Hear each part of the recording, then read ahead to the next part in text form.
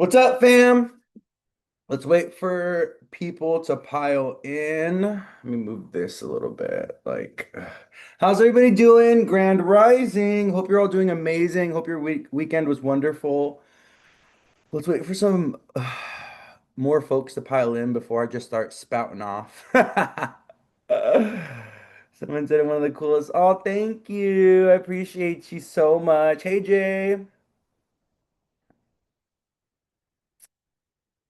What's up, Aldo? How are you? Hello, everybody. We're going to be talking about the stars for the week, and we're going to be pulling some cards today. Um, I went to NORWAC, which is a astrological conference this weekend, and it left me feeling like so inspired and like so excited. And with the ingress of like Uranus and Gemini, and we're in Gemini season, Mercury's in Gemini. Um, It's reminding me this weekend, okay, and my whole experience, my beautiful experience at the conference, reminded me just how important connection and community are. And I really want us to think about this Gemini season. Like, if you have been isolating, if you've been feeling very disconnected from yourself, if you've been feeling very lonely, if you've been feeling a little depressed, a little sad, it's really important to stay connected to people. A lot of times, the disconnect that you feel with yourself is actually a disconnect that you're feeling with others. And this is like an epiphany that came to me. Like, wait a minute. Maybe I'm really disconnected from people right now because I'm really disconnected from myself. And maybe by connecting with others and really building those strong connections and like actually putting an effort to connect with others, I'll be able to connect deeper with myself. This is like an epiphany I had this weekend. And I would really encourage everyone to kind of think about that this Gemini season. Like, Gemini is a sign of communication and connection. Gemini is a sign of gossip, it's a sign of exchanging information. And also, Gemini is a sign of students in schools and learning things. And, we learn mostly from people, from telling stories. Gemini, the axis of Gemini and Sag is about storytelling. And we learn so much by exchanging stories with people. And we learn so much by exchanging information with others. And sometimes, the divine in a moment is going to call us to be a teacher, right? And then other times in the moment with someone, the divine is going to call us to be a student. Welcome, everybody. Everybody that's just coming in, I'm talking about the importance. Happy Memorial Day. Yes. Happy Memorial Day as well. Today's a holiday over here in the States. But one of the things I was talking about is, with Sun, Uranus in Gemini, Mercury in Gemini, and with Uranus trying Pluto in Aquarius, and the air sign activation that, it's important that we stay connected to people, that we're exchanging information. And I was reminded of this weekend when I went to NORWAC, the astrological conference, just how important community and connection is. And one of the things I was mentioning earlier, for those of you that are just coming in, is how a lot of times the disconnect that we feel with others is actually a disconnect that we feel with ourselves. And sometimes in looking to have a deeper connection with self, you actually need to put energy and time and investment into building relationships and connections with others. We see ourselves through others. You know what I mean? The only way we are aware of self is in relation to someone else. And we can learn so much about ourselves by being in relationship with others. And also kind of like having a little bit more grit in relationships. We're so quick to just like let someone go and be like, oh, this person's toxic and this person's unhealthy and this person's whatever, whatever, right? Um, that we kind of we miss out on opportunities to really weather the storm with people and to really invest in relationships and to really see things through with people and work things through. Um, which is something that I think that the older generations kind of prioritized or they're a little bit better at, kind of like just sticking it through with someone and staying together and staying a friend or staying a partner, through the highs and the lows of things. And, the challenges that we experience in relationships actually deepen our relationships, right? When we go through something difficult with someone, or both of us go through something difficult together, it actually creates more depth, more intimacy, more love in relationships, right? And I just want you guys to think about that this Gemini season. I want you guys to think about that this week. How can we stay better connected to people? How can we build deeper bonds? How can we invest more in our relationships? And how can we stick it through, you know? But yeah, so let's go ahead and pull some cards to tap into the energies of the week. And then we'll talk about the astrology of the week. We have a Pluto Mars square today that um, is probably going to be causing or is causing some drama and some friction and some power struggles with people. So we'll talk about that. And then we also have a full moon in Sagittarius that's coming up this weekend. That's going to be a very fun, exciting full moon. I don't know. I'm looking forward to the full moon, but yeah. All right. How's everybody doing? Let me wave at everybody. Hey, Nadia. Hello, hello. Welcome. Thank you everybody for being here. Okay, cool, cool, cool, cool. Make sure okay, yeah. I'm recording for the YouTube. Just wanted to make sure I got that going. All right, let's go ahead and shuffle. Let's see what Spirit has to tell us about the energies of the week. What do we got going on? What messages do I have for the people here, Spirit? Let's see. You like the shirt? Thank you. Thank you. Thank you. I appreciate it. Well, I'm gonna be honest with you guys. One of the reasons why I'm wearing this shirt is because I'm running out of clothes. I have to do laundry. I'm like, I'm like at the last of my clothes, my clothing options. And I'm like, now I'm having to pull out the polos and the nice clothes. I'm like, okay, Louis, it's time to do some laundry. So all like my fun, colorful, casual t-shirts that I usually wear, they're all dirty. They're all dirty. Okay, I'm gonna be honest with you guys. So I'm wearing this shirt not by choice, but kind of by force. Okay. All right. Let's see what Spirit has to say. Oh, well, we have the High Priestess in reverse that came out. I'm gonna talk to you guys about this. Some of you have been doubting your intuition. You've been doubting your intuition. You've been doubting what your gut is telling you. You've been letting also fear hold you back from doing the thing that you feel like you got to do. So maybe you're afraid of making a big jump. Maybe you're afraid of leaving a job. Maybe you're afraid of taking a leap of faith, making a move. Also, maybe there's a fear around communicating something to someone. Right, I'm getting this so clearly. I'm afraid of saying something to someone because I don't want to damage or ruin the relationship, or I'm afraid that they're going to reject me, or I'm afraid that they're going to disagree, or I'm afraid that it's going to result in an argument if I'm very honest with what I tell this person. So, I'm gonna be on like disclosure. High Priestess in reverse. Welcome everybody coming in. I'm pulling cards to tap into the energies of the week and give people guidance for the week. The High Priestess in reverse is telling me, don't doubt your intuition, trust your gut instinct. Disclosure, whatever you've been holding your heart, holding your mind, whatever you've been biting your tongue with, you have to come clean. You have to tell them or you have to ask the question. So don't be afraid of the rejection. Don't be afraid of, you telling them something and it resulting in an argument or something. And also not letting the imaginational fears hold us back from taking a risk, taking a chance, taking a leap of faith, okay? Spirit is really saying with the Two of Cups in reverse to trust our judgment, to trust our discernment, to trust our gut feelings, to also trust in the unknown, what you cannot see, what is hidden behind the veil. Look at this. I don't know if you guys ever noticed with the high priestess, what does the high priestess have behind her? She has a veil. So this right here, this little like wall of these are pomegranates, but there's like this is a veil that's draped between these two pillars because the high priestess is about the connection that we have to the other side of the veil and trusting in the unknown, in the unseen, right? We walk by faith, not by sight. Very important message for this week. You have to take the leap of faith. You have to stare into the unknown and not be afraid of it. One of the things I say on repeat is that all potentiality, everything that is possible for us exists in the unknown.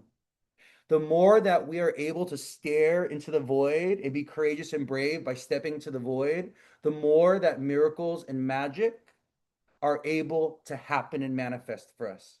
Miracles come from nothingness, they come from the void. Okay. The same thing that scares us is the same thing that is magical, which is the void. Okay. So, and it's so fascinating because the more open you are to the infinite potential of the universe, the more open you are to the possibility of magic and miracles and experiencing a miracle, you know? And so I just want you guys to be very open to that this week. Like, be open to the infinite potential of the universe. Trust that all is possible. Another thing is like, so this is a really cool message coming through. Um, Sometimes what you want, the universe wants more for you. So sometimes you're like, oh my God, I just want an apple. I want an apple. I want an apple. I want an apple. And the universe is actually like, I got a whole apple tree for you. You've been asking for an apple, but I got the whole tree. And so, what Spirit is saying is to let yourself be surprised by the gifts of the universe. And what you may be asking for, the universe or Spirit may have more for you. But sometimes giving you that more takes more time or takes more energy, right? So, another important thing with the High Priestess in reverse coming out is kind of like trusting in divine timing and trusting in the unseen forces and how they're connecting the dots behind the scenes to make things possible for you, right? Like it's very important. She's a baby I got an orchard. Yes, yes. High Priestess in reverse, trust your intuition, trust in the unknown, trust in the unseen. Don't let fear cloud your judgment. Don't let fear cloud your discernment. And don't let fear block you from being courageous, okay, and stepping into this new chapter. Many people, oh man, come on, we just had Uranus move into a new sign. We had Pluto move into a new sign. We had Saturn and Neptune move into a new sign. So guess what that means? Astrologically, a lot of people are starting a new chapter. They're starting something new in their life right now.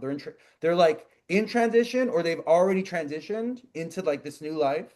For some of you, this is like a literal, Jay's here. For some of you, this is literal transition. I have clients that are literally transitioning with their sexuality and their gender right now, And it's so fascinating because I have a client who has Pluto on their ascendant or Pluto transiting their rising, and they're literally going through a transition this year. Like this is the year where they're changing their body. The relationship with their body is changing, right? The body is changing. Pluto on the ascendant and the rising, right?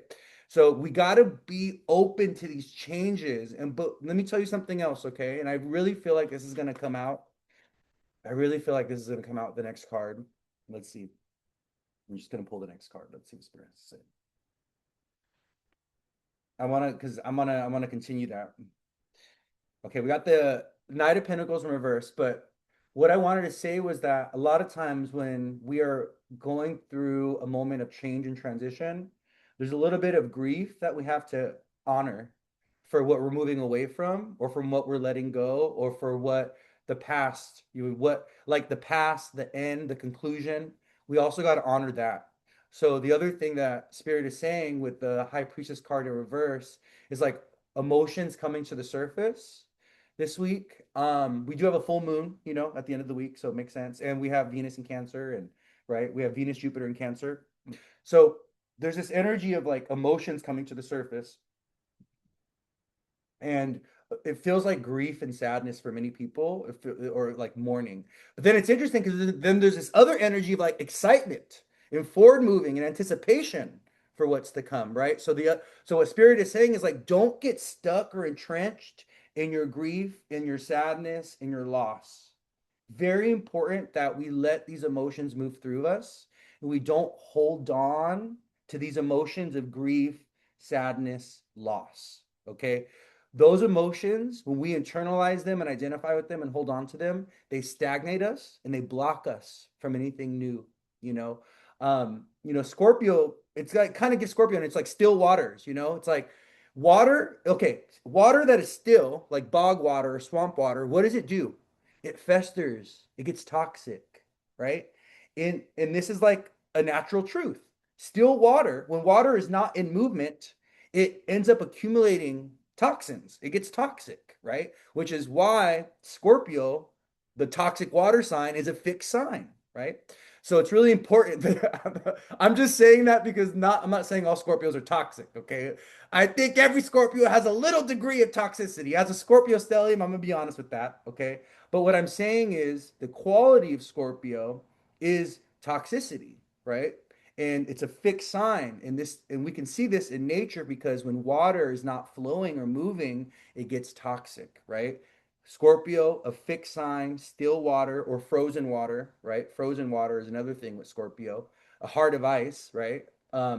It doesn't move, right? And it's interesting because when we also think about Scorpio energy and we think about Scorpio being connected to ice, ice can also be dangerous and ice can hurt you, you know? Ice is the cutting manifestation of water, right? The dangerous manifestation of water, the extreme manifestation of water. Ice is extremely cold water, right? In Scorpio, being a malefic sign ruled by Mars, deals with extremes. So extremely cold, Mars and Scorpio, or what? Extremely hot water, boiling water, water that you cannot touch. And if you touch it, your skin will melt off, right? This is one of the things I always want you guys to remember about malefic planets, especially Saturn and Mars, the two main malefics, is they deal in extremes. So they take things to extremes, just like Scorpio. Scorpio is a sign that takes things to extremes, okay? But Scorpio is also the sign, it's the elephant graveyard. It's where things go to die emotionally. So this is why Scorpio embodies the emotions of betrayal, grief, death, loss, tragedy, you know, um, these heavy emotions that we have to deal with and confront and that seem to stagnate us, right? So we have to be mindful of letting the emotional waters flow this week and not letting stagnant, heavy emotions like jealousy or resentment or betrayal or mistrust. We can't let these things hold us back. Okay, we can't let these things stagnate us. We don't want to internalize them. We don't want to hold on to them. Natalie said, what is stuck in the water and doesn't clear or filter out starts to fester, ferment, and stagnate. Yes, it also calls in the mosquitoes and the bugs. You'll get bacteria start to grow in it. All of a sudden there's like a viral microbe thing going on in the still water. Still waters. What is birthed out of still water? Mosquitoes. And what do mosquitoes feed off of? Blood. They bite you, right? Scorpio. So you just want to think about that. When you're not clearing out the still waters within, then guess what? Things are going to grow and fester. You're more prone to infection. You're more prone to disease. This is very true, actually. Um, there has been studies done in medicine that show when you are holding on to toxic emotions, you are more prone to getting sick and getting ill. And a lot of people, from a lot of folks, what they're figuring out right now with somatic health and things is that a lot of our illness stems from holding on to toxic emotion. A lot of people end up getting chronic illness or experiencing chronic illness because of trauma, because of emotion that they've internalized and that they're holding in some part of the body, right? So we just want to be very mindful of this week, okay? We want to be very mindful of this week. Releasing these emotions, letting the emotional waters flow, things like, yes, women and autoimmune disease, exactly, especially women. Women are ruled by the moon. They're connected to the moon. And women, where do we see a lot of women getting cancer? In the breasts, which are ruled by the moon, and also reproductive organs, colon, womb, there's a PCOS pandemic for women, right? Right. Women right now are dealing like I swear, 1 in 3 of my female clients has PCOS. It's crazy. The Pluto and Scorpio generation. It's mainly the Pluto and Scorpio generation, with the PCOS and the heavy bleeding and the all that. But that's all trauma. That's all stagnant emotion. Scorpio rules the reproductive organs, and the moon rules the womb, right? And Scorpio, ruled by Mars, and the moon, ruled by the moon. I mean, Cancer, ruled by the moon. They have intimate relationship. Your sexual organs, which are ruled by Mars, and your womb, if you're a woman, which is the moon, they have a very intimate relationship, right? You make a baby, you get pregnant by what? Having a sexual act. So you do Scorpio things and then you end up with the baby, Cancer things, moon things, right? So we just got to be mindful of letting the emotional waters flow this week, not holding on to negative emotions, okay? All right. So the next card is the Knight of Pentacles in reverse. And it's interesting because we're in a very particular financial time where the economy is evolving and changing, and the economy is like dying and being reborn. And like the systems and structures of the economy that have sustained us for the last like 100 years or whatever are falling. And the Knight of Pentacles in reverse is telling me to tell you, okay, someone needs to hear this. Maybe all of you need to hear this. I know that you are not your bank account. Your worth and your value as a human isn't connected to how much you have to offer, how much money you have, what kind of work you're doing, how productive you are. You know, this hustle culture, Protestant work ethic, hustle mentality.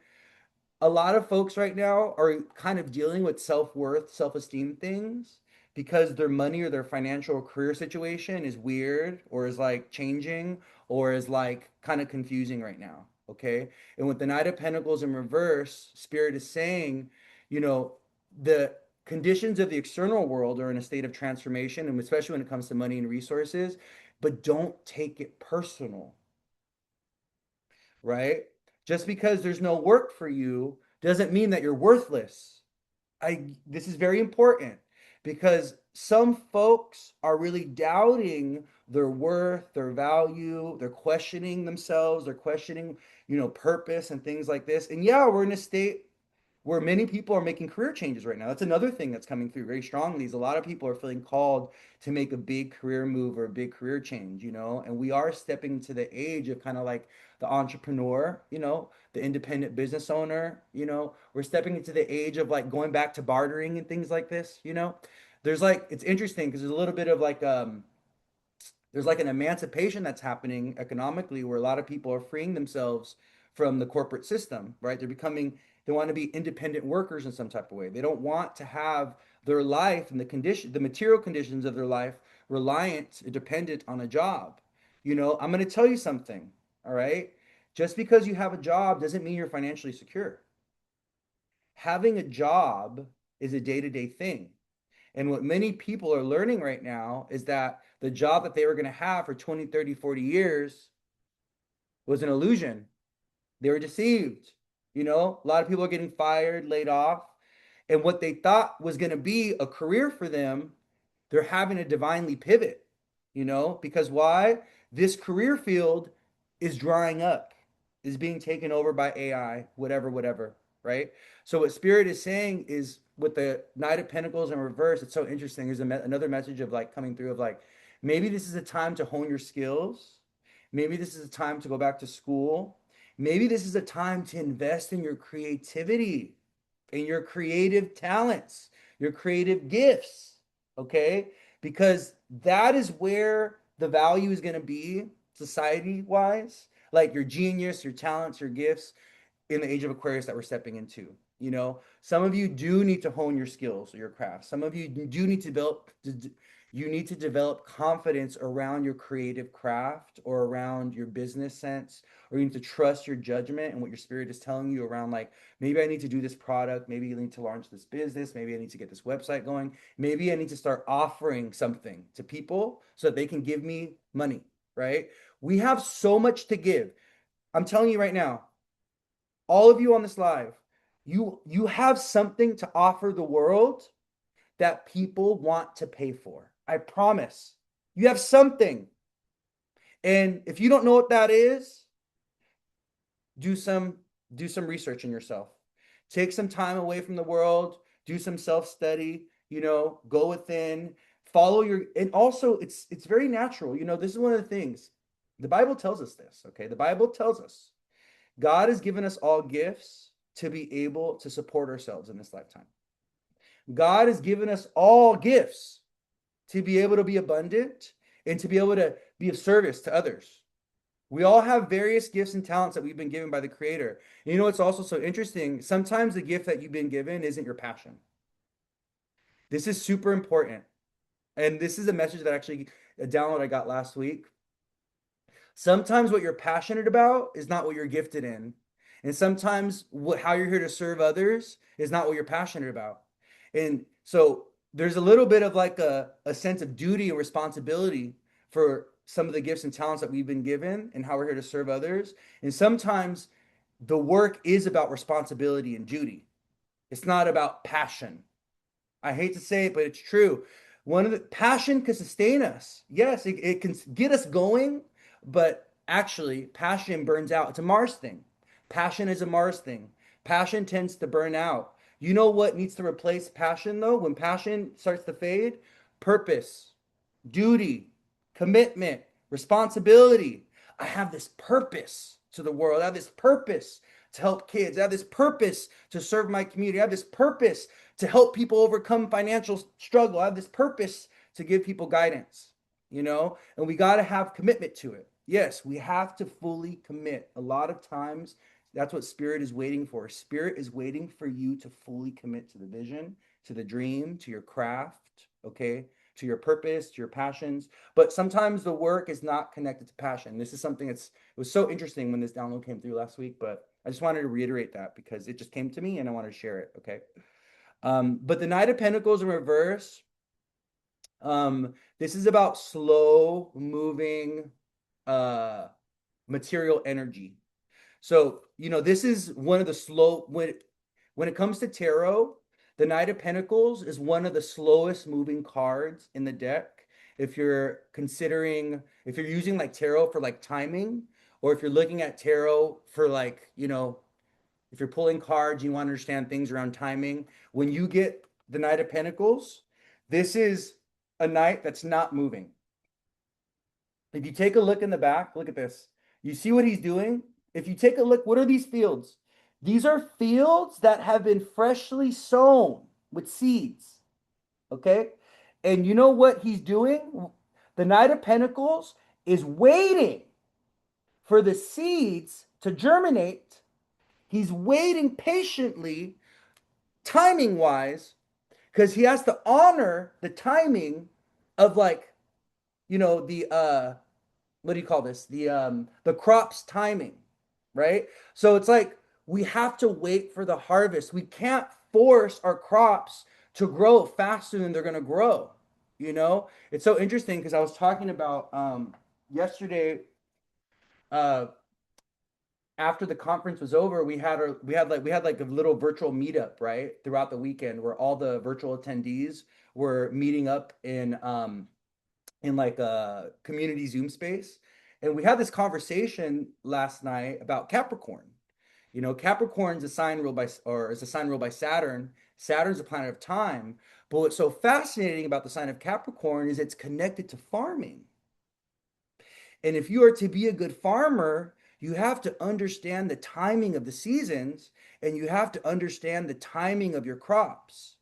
For anyone that has grown or that has a garden or that has, been a farmer, maybe you come from a family of farming, you understand that timing is everything when it comes to being a farmer.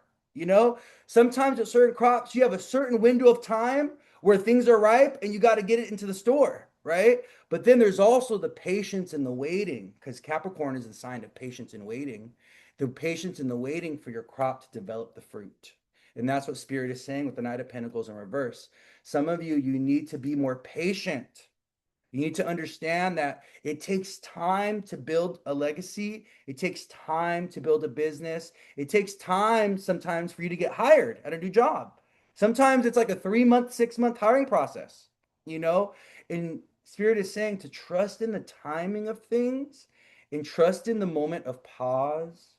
Trust in the slowness of things. I don't know why, but a tortoise, like the image of a tortoise or a turtle, is coming to me. Like the tortoise wins the race, or the slow one wins the race or whatever, right? Is like coming to me.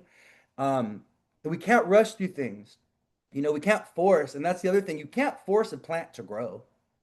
You can't be like, oh, grow, grow, grow, grow, grow. You're like, you can encourage it every day though. You can, talk to it and make sure you're watering it. You could pet your plant and, put it in the sun and let it know that you love it. You can encourage it, but you cannot force it. Very important. Spirit is saying we gotta trust the slow and steady processes, you know. Also, we live in a society of instant gratification. I want it. I want it now. Do it now. Do it today. Do it yesterday. This needs to come today. But let me tell you something. When it comes to the refinement of skills and talents, it takes time to master things. And I was explaining this yesterday to my little virtual NORWAC group. I was saying that even though when it came to tarot, it took me 3 months. Like within 3 months of getting my first tarot deck, I was doing tarot readings for people. Okay, it was very quick, very fast. I jumped into tarot. It just took to it naturally, right? But astrology, it took me about a year and a half to really start to be able to confidently do consistent readings and accurate readings for people with astrology.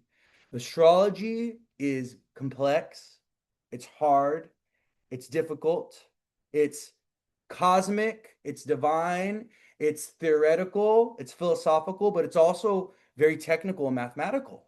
When you really start to study and learn astrology, you start to dive into the Hellenistic techniques or certain branches of ancient astrology, you will see how mathematical, how geometrical, how technical it is. It is not easy. It's not easy, You have to be a really good student and you have to love to read if you are going to be an astrologer.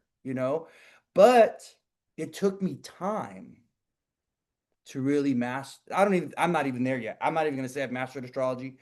I don't think, you know, how many years does it take to master a craft like astrology, right? Like, do we ever fully master it? I don't know, right? But when it comes to honing a craft, when it comes to getting better at a craft, when it comes to, the road of mastery, it comes with commitment and investment of time. The more that you do something, the better that you get at it. The reason why I became a good astrologer very quickly was because I was doing readings. I do readings daily for people. I do 2 or 3 readings a day. I look at charts every day, every chart. And it's the experience and it's the consistency of like actually working with charts that brings mastery, that has made me kind of advance very quickly in the realm of astrology, right? There's a lot of students of astrology who've been studying for 8 years, 9 years, and they still don't because they're not sharing their craft or actually utilizing the knowledge and putting it into practice. They're still a student. They still haven't mastered it. um, but mastery requires engagement with the work. Mastery requires experience. You have to put your work to the test. The way that you become a good doctor is by seeing patients. The way that you become a good dentist is by seeing patients. The way that you become a good lawyer is by fighting cases. And with every case, you get better and better. And this is a very Capricorn thing. This is a very Knight of Pentacles thing. You have to invest the time to master your craft. You have to invest the time to build the business. Understand also for some of you that are, moving into entrepreneurship and business ownership and things like this, it's going to take time for you to get clients. It's going to take time for you to create financial stability and a financial flow, with the business a lot of times. And you got to be patient in that process. Okay. We live in a culture of now, of instant gratification, of like, do it now. It has to be now. And we give up so quickly. A lot of people, it's so funny. There was a actress that was talking about this. She was like, right when I was about to give up on my acting career is when I had my breakthrough. She's like, she was like, I was on my last audition. Okay.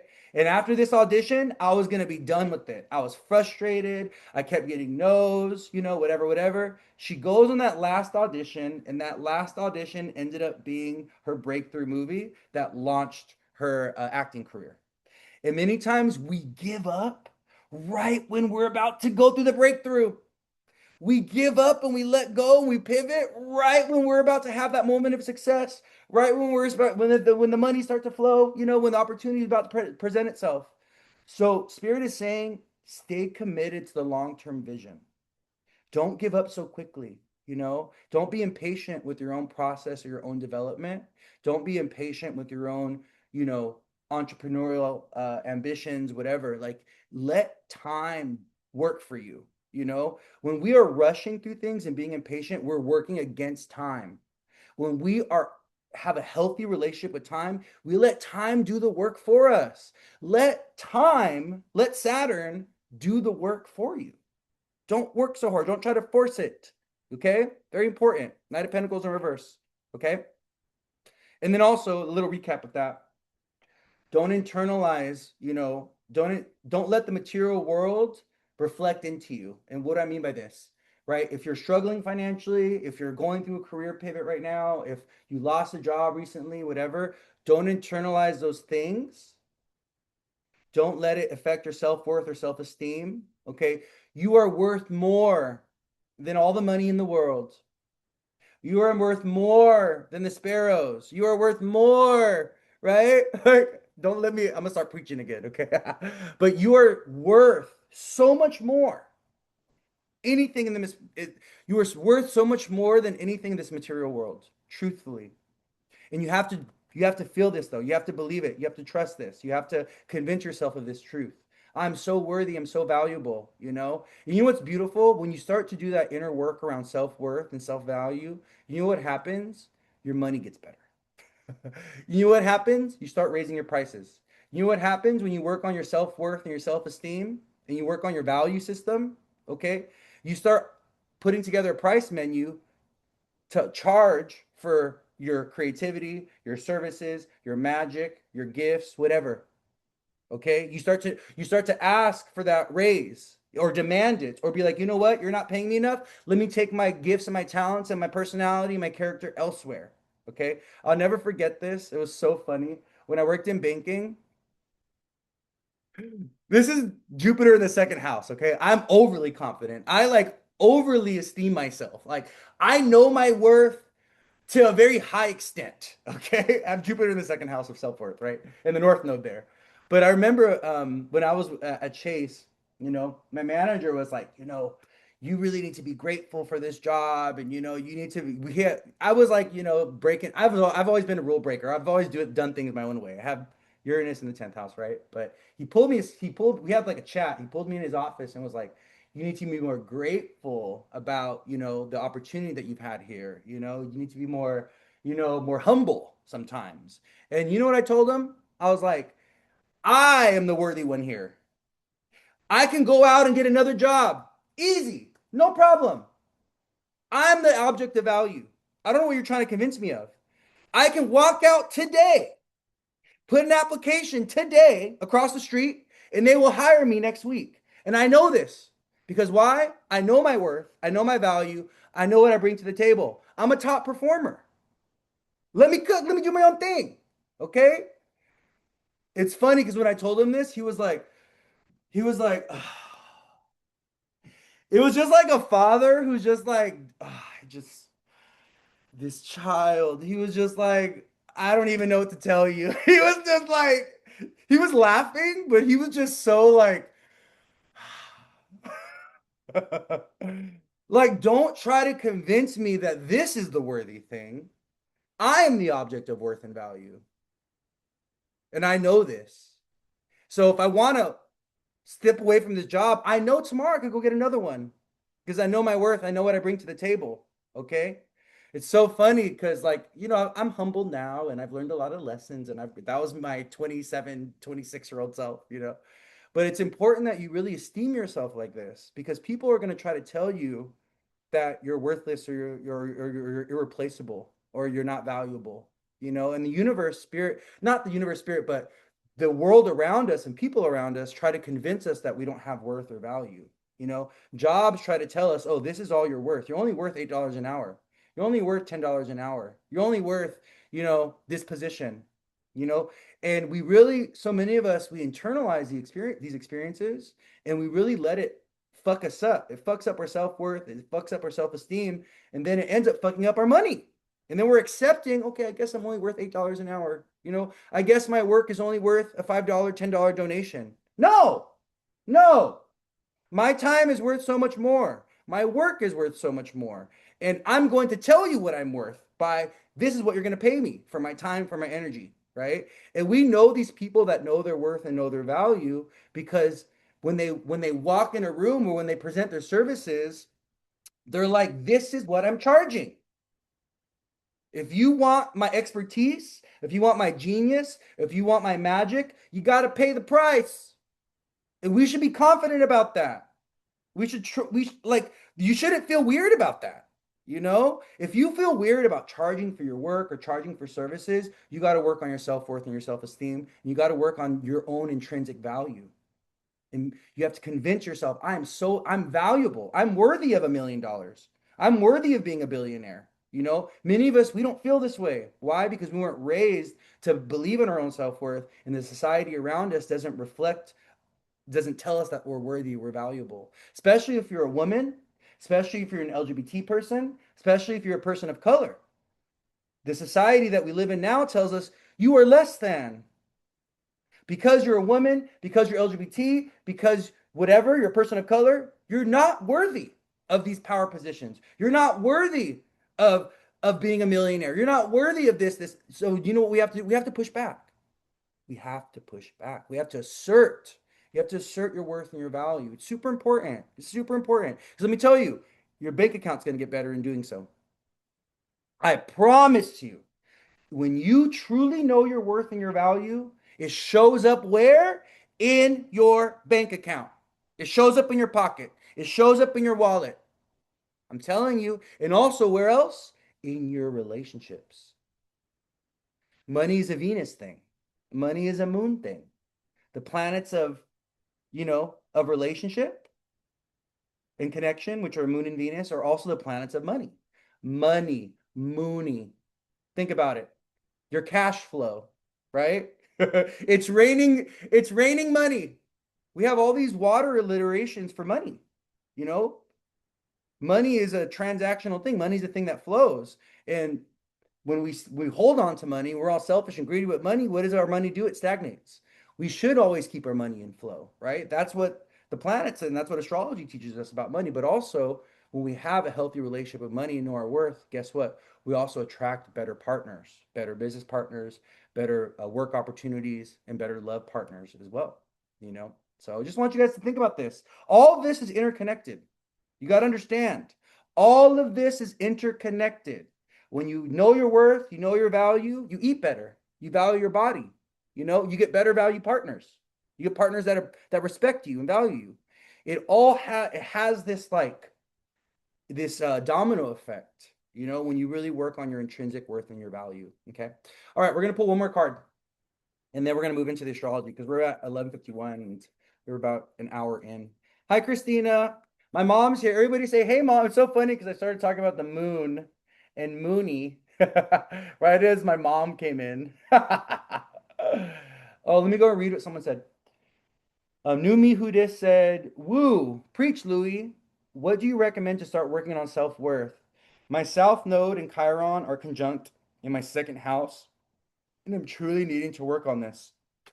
Okay, so because it's the second house, the first thing I would tell you is to work on your food and diet.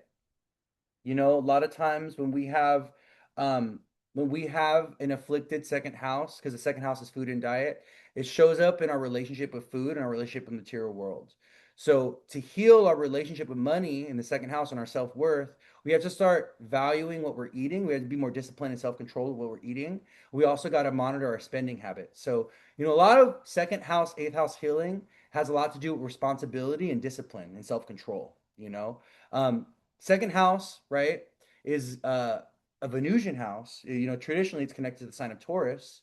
And, you know, Taurus is a sign of indulgence. You know, second house loves to indulge. It loves to overdo things. It loves to overeat. It loves to overspend, stuff like this. And a lot of times, and the second house is also emotional house, right? It's a house that's very sensitive. It's very emotional. It opposes the eighth, you know. And the eighth and the second house axis is very sensitive, very emotional. That's why money is such an emotional thing for people, you know. Money has an emotional pull on us a lot of times. You know, it creates a lot of fear and anxiety because the second house opposes the eighth house, right?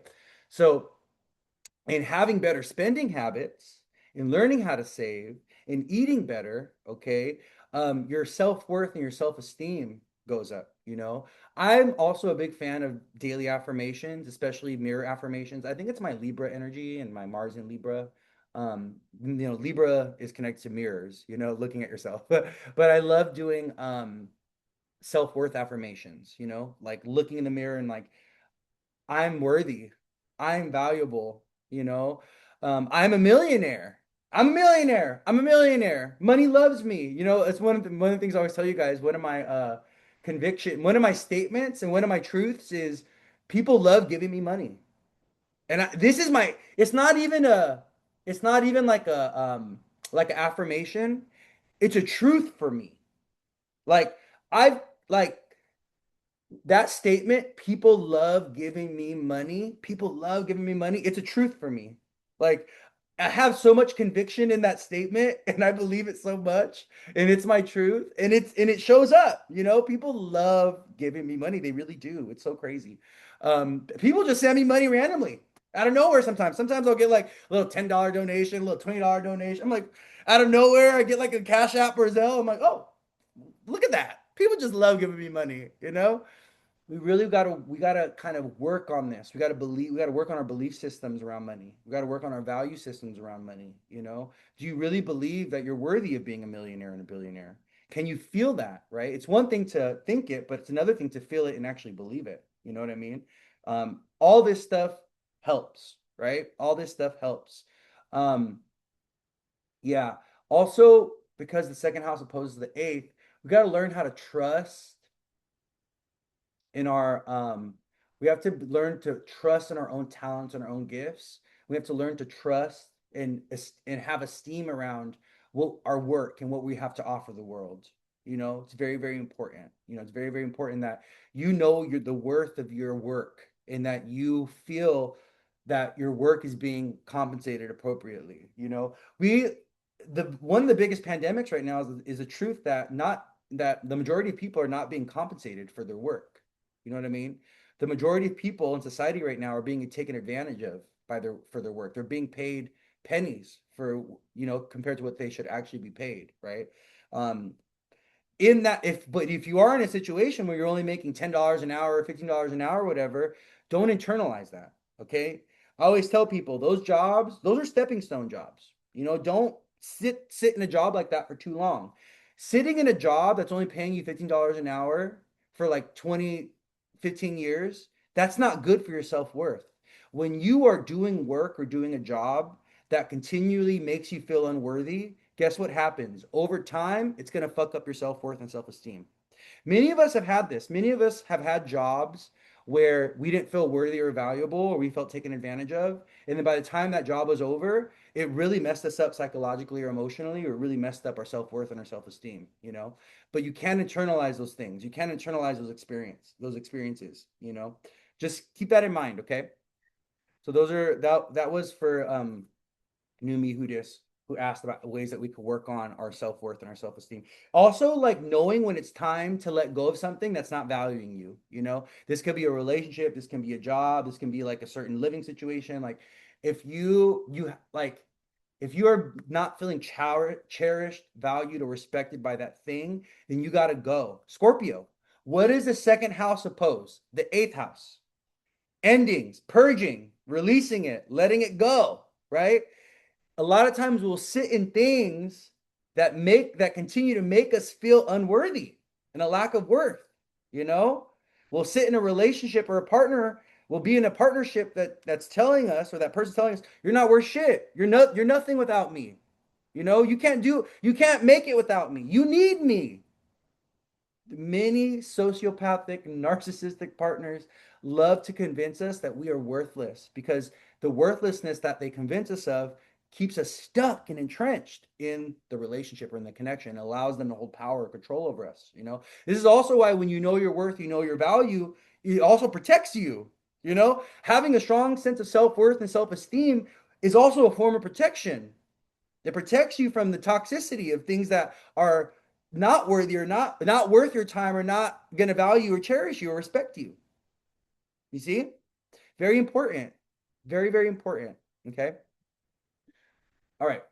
Let's go pull this last card and then we'll talk about the astrology. Okay. I got boogies. Hold on. Let me go get a tissue real quick. I got like a little boogie coming out. I got boogies. You guys like that?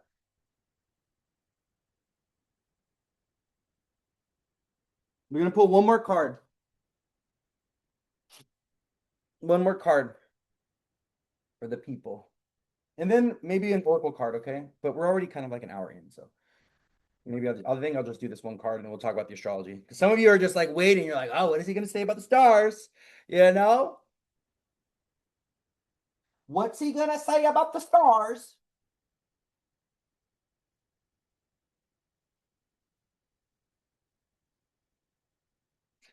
All right. The Ace of Wands, upright. You better get on get. You better get to moving. You better take action. You better pick up the wand. You better fight for yourself. You better assert yourself. I always think of the Ace of Wands as like picking up the big stick and being ready to fight for yourself if you need to. Like, do I need to? Who? Who's asking for it? Ace of Wands, you know? So the aces, especially upright, whenever an ace comes out, and this, this is for me, this is my tarot practice, okay? I always think of the aces as God handing us something. God is either giving you Ace of Pentacles, he's giving you a coin. Ace of Cups, he's giving you the cup. Ace of Wands, he's giving you the wand. Ace of Swords, he's giving you the sword. This is literally God. Look at the hand of God coming out of the clouds, giving you this thing, this object, so that you could do something with it, right? This is about potential. The Ace of Wands and the Aces are about the beginning, the first step, the potential, okay? And it's like with the Ace of Wands, what Spirit and the Divine is telling us is to take action, to do the thing, to be courageous and brave. And the Ace of Wands, this isn't like an Ace of Pentacles, Ace of Cups fresh start. It's the Ace of Wands. The Ace of Wands and the Ace of Swords, these beginnings usually come with some bloodshed. They come with a fight or an argument. They come with a moment of trauma, a moment of crisis. I always think of the Ace of Wands and the Ace of Swords as weapons. And these beginnings, you kind of have to fight for yourself. You have to battle. A lot of times the beginning of the initiation of the next chapter is about a fight or a war or a battle that you have to engage in order to start the new chapter, or that is part of the new chapter, right? And so one of the things I want to share with you guys with the Ace of Wands is like the messages coming through with this is fight for yourself. Follow your passions. The beginning may be a little rough, a little difficult, maybe a little challenging. And there could be other people that are pushing back and telling you, oh no, that's not for you. Oh no, don't go in that direction. Oh no, don't do that type of work. Oh no, I don't see that for you. Oh no, but. And you know what you have to do? You have to fight through it. You have to push back. Ace of Wands, you got to pick up the baton and go to war for yourself sometimes. Okay? Even if society, your family, your friends, your spouse, your kids, whatever are telling you, oh no, no, no, no, no. You got to trust in your passions. The Ace of Wands is a very passionate card. The wands, right, are the fire energy, passion, excitement, vitality, life. This is very Aries energy. The Ace of Wands is literally like the first, the first ace of the first card, right, of the minor arcana. It's the beginning. It's the initiation point. It's the launching point. It's the sprouting point. It's also the birth. Births are not pleasant and beautiful. Birthing something, for those of you that are mothers and those of you that have given birth, or even fathers that have witnessed their, spouse giving birth, a pregnancy and a birthing experience is painful and it's bloody and it's messy and it's scary. And that's how beginnings are most of the time: bloody, painful, messy, scary. Okay. And so what Spirit is saying is like, be excited for that leap of faith. Understand that that leap of faith or that beginning or that initiation may come with some bloodshed. It may come with some challenge. It may come with some difficulty, right? But you push through it. You have to have that grit. Ace of Wands, you got to fight for yourself. Okay. Let me see what someone said. Let me read what you guys are saying. Can he hand you some dick because it's been a long? This is that card though. This card is very phallic as well. This is a it's so funny because this is like a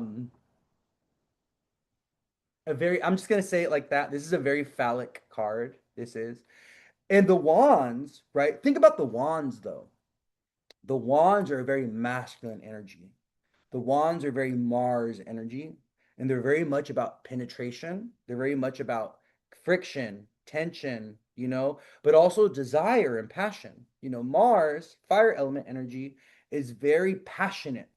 It's very feisty. It wants to engage, it wants to also indulge its desires. It wants to fulfill its desires, right? That's why Mars exists. Mars, the planet Mars, was given to us as humans so that we can pursue passion, experience passion, pursue desire. And also Mars, right? The planet that rules Scorpio is connected to sex, right? Maybe that's what you need. Maybe what you do need, Ace of Wands, you do need to get a little, maybe you do need a little penetration. Maybe you do need a little, physical exchange with someone just to feel alive and feel passionate again. Maybe you do need to, kind of take all the clothes off and get all, desiry and sweaty and stuff like this just to feel alive, just to feel alive. So many of us right now, we feel very cold and very disconnected from our bodies. We feel very like we're so in all this air element energy, with Gemini season, Uranus and Gemini, Pluto and Aquarius. It has us very much cerebral, very much in the mind, but we feel very disconnected from the physical form in the body, from the fire element. And I would invite you this week, maybe this is a week where you do need to connect to your passions. Maybe you do need to connect to your pleasure centers. Maybe you do need to ignite that fire within. Maybe you do need a little bit of heat. Maybe this could also be Ace of Wands. This could also be, maybe you do need some cardio. Maybe you do need to go to the gym. Maybe you do need to sweat a little bit and challenge yourself. That's one of the things I love about the fire element. The fire element does challenge us. It does challenge us. When you're going to the gym, when you're doing cardio, whatever, it's painful. How many of you go to the gym, or you build muscle, whatever, and then when you're done with your gym session, you can't walk. Your legs are in pain, your legs are cramping, your calves, your arms, your back, you're in pain. You can't even move, everything hurts. But it's a good hurt though. It's a good pain, it's a good hurt. I had a partner years ago that when we would do our thing, afterwards I would just feel so burnt out, and I'd be feeling like sore, and I'd be feeling all like, but that's how you know that it was good. If it hurts a little bit afterwards, if you could barely walk, right? Like, that it was good. It was a good time. You burned all that energy, and now you need a few days of rest, right? Like, not to take it there, but to take it there. It's important that we do connect to the energy of passion and desire. It's super important. That's a big part of the human experience, you know? And we know those people that are getting sexed regularly. We know those people that, because they have so much vitality, the Ace of Wands and the fire element is like, it gives us this vitality, it gives us this excitement for life, it gives us that courage and that bravery, you know? We're talking about working out, yeah, in metaphorical ways. Yes, we're talking about working out in metaphorical ways. So Ace of Wands this week, don't be afraid to fight for yourself. Don't be afraid to initiate the thing. Take action, be courageous, be proactive, be brave. Another thing, a lot of you are waiting for the universe to give you the opportunity, but you know what spirit and the universe and the divine is waiting? Is they're waiting for you to meet them halfway.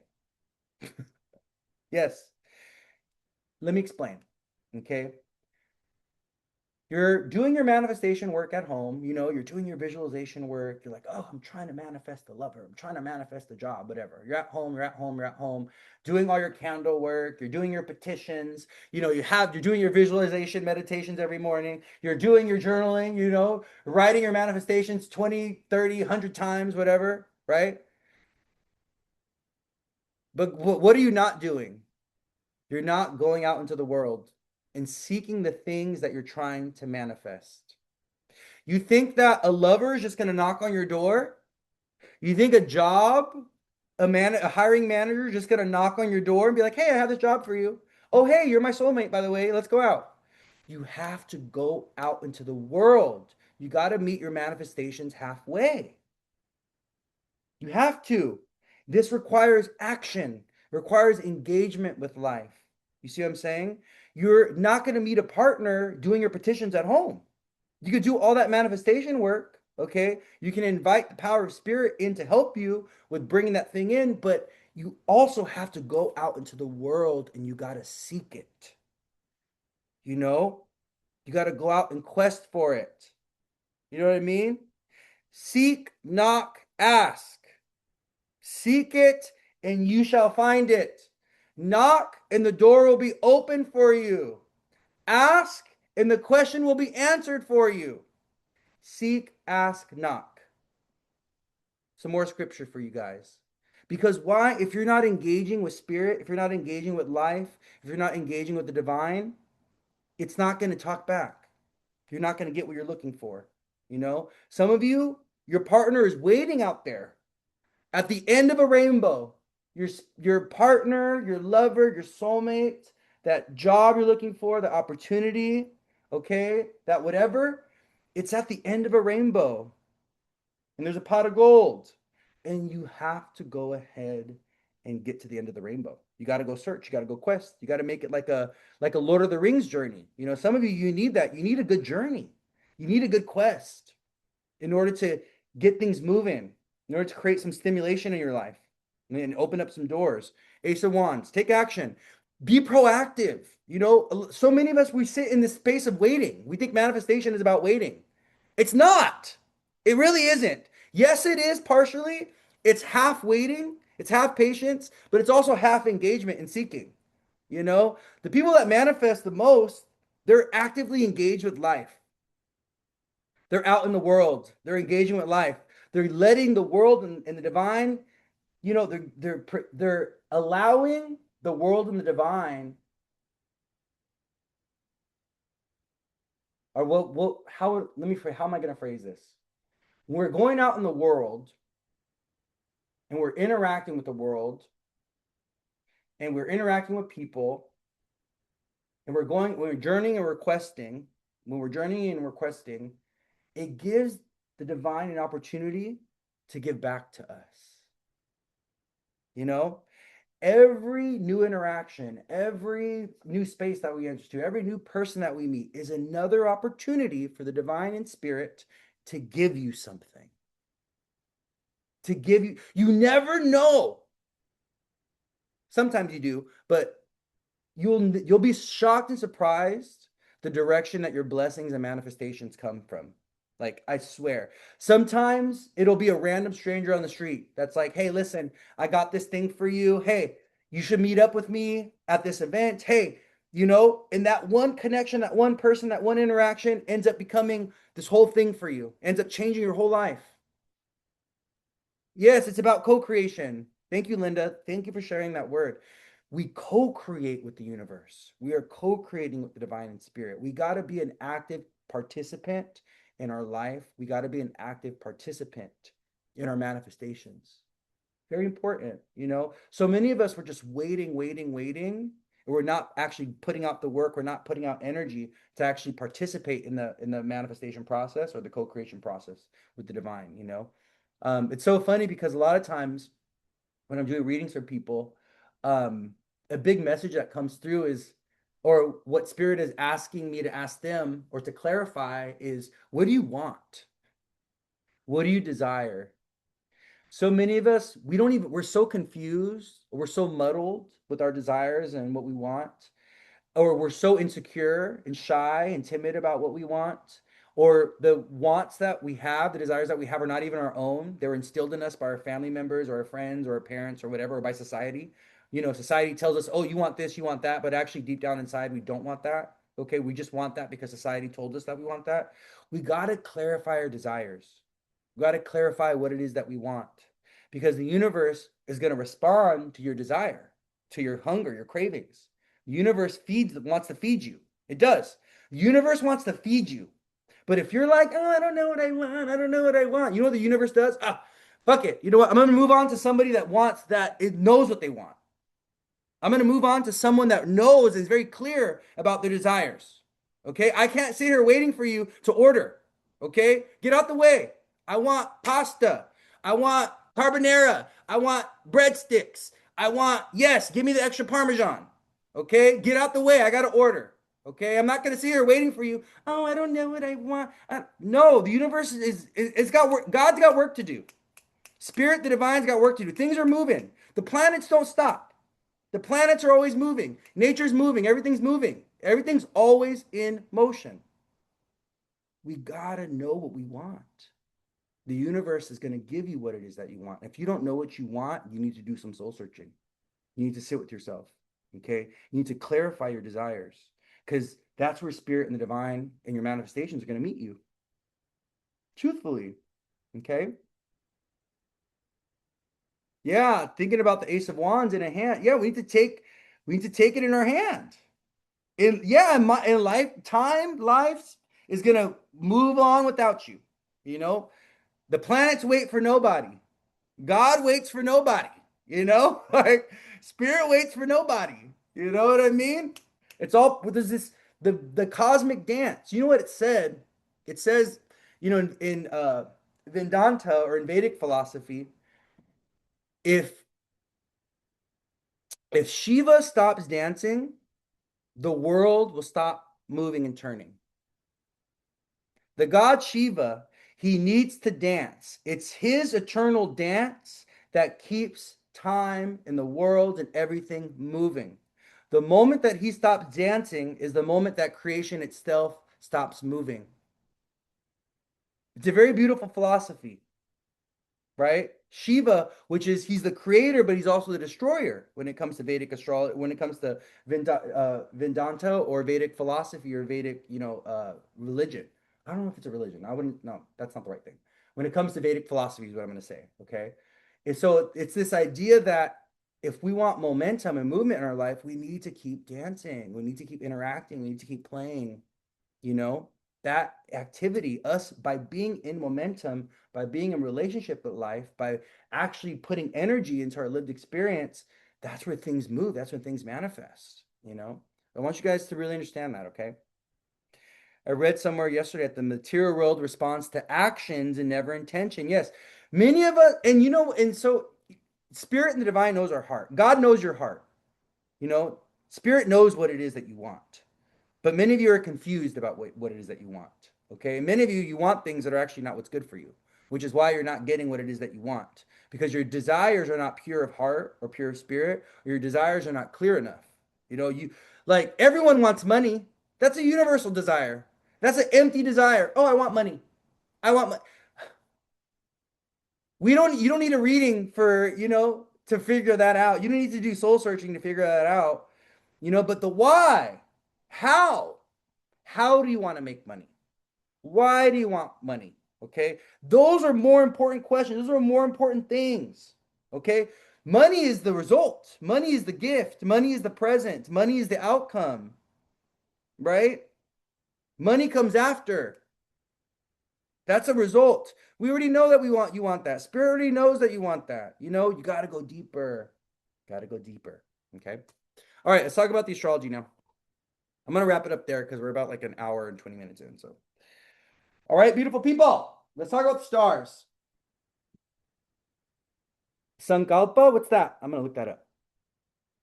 Kim just typed a word, Sankalpa. A yogic concept. Okay, a sankalpa is a yogic concept referring to a heartfelt resolve, intention, or vow. Derived from san, connection with the highest truth, and kalpa, vow or rule. It acts as a guiding inner compass rather than a rigid goal, aligning your daily actions with your life's purpose. I love this. I love this. A heartfelt resolve, intention, or vow. So it's like you can take a vow of like, I'm here to serve humanity, right? And by holding on to that vow, by maintaining that vow of like, I'm here to serve humanity, all the opportunities of how you're here to serve humanity, or maybe even like you'll get clarification of how to serve humanity, or spirit will provide you opportunities to serve humanity. But it's the vow in itself that brings those other things, right? it acts as a guiding inner compass rather than a rigid goal. So when you have that vow, when you have that heartfelt resolve, when you have that intention, everything aligns with that vow, with that intention, with that resolve, you know? And this is one of the things I've also said in the past where it's like you want to get all the elements within you in alignment and working together so that you can manifest in the material world. It's like when the earth element within you, okay, when the water element and fire element and air element, so your thoughts, your emotions, your actions, your feelings, your body, what you're doing with your body, like what you're doing with your hands, when all those things align with the goal, with the dream, with the vision, that's when the manifestation opportunity, or that's when the pace of manifestation speeds up. And that's when you're able to like manifest things very, very quickly, you know, very, very quickly. But you have to have you have to hold mastery over all the elements within you. Mind, emotion, body, earth element, mind, air element, emotion, water element, body, earth element, and spirit, fire element, action, what you do.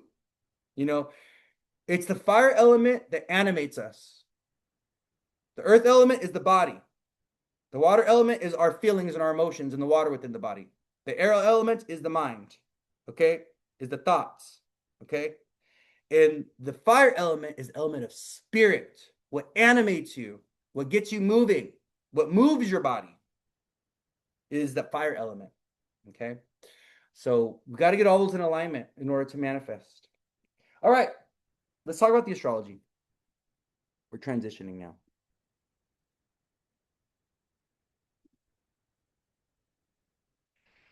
What do we got going on in the stars? Let's take a look, my loves. Oh, oh. So what do we got going on this week? We have a full moon in Sagittarius. Sun in Gemini, moon in Sag. That full moon is gonna be a wild one. It's gonna be a very wild. It's gonna be a very fun, very wild full moon.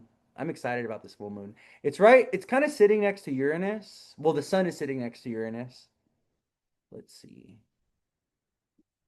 Let me take a look. Hold on.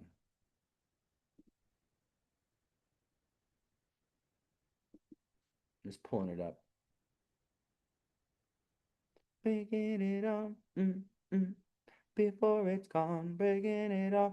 So it does look like it's going to be on Sunday, right just after midnight. It's looking like 12:20 a.m. PST, Sunday, May 31st. We are having our around that time. Okay. It is a blue moon. Yes, it's a blue moon.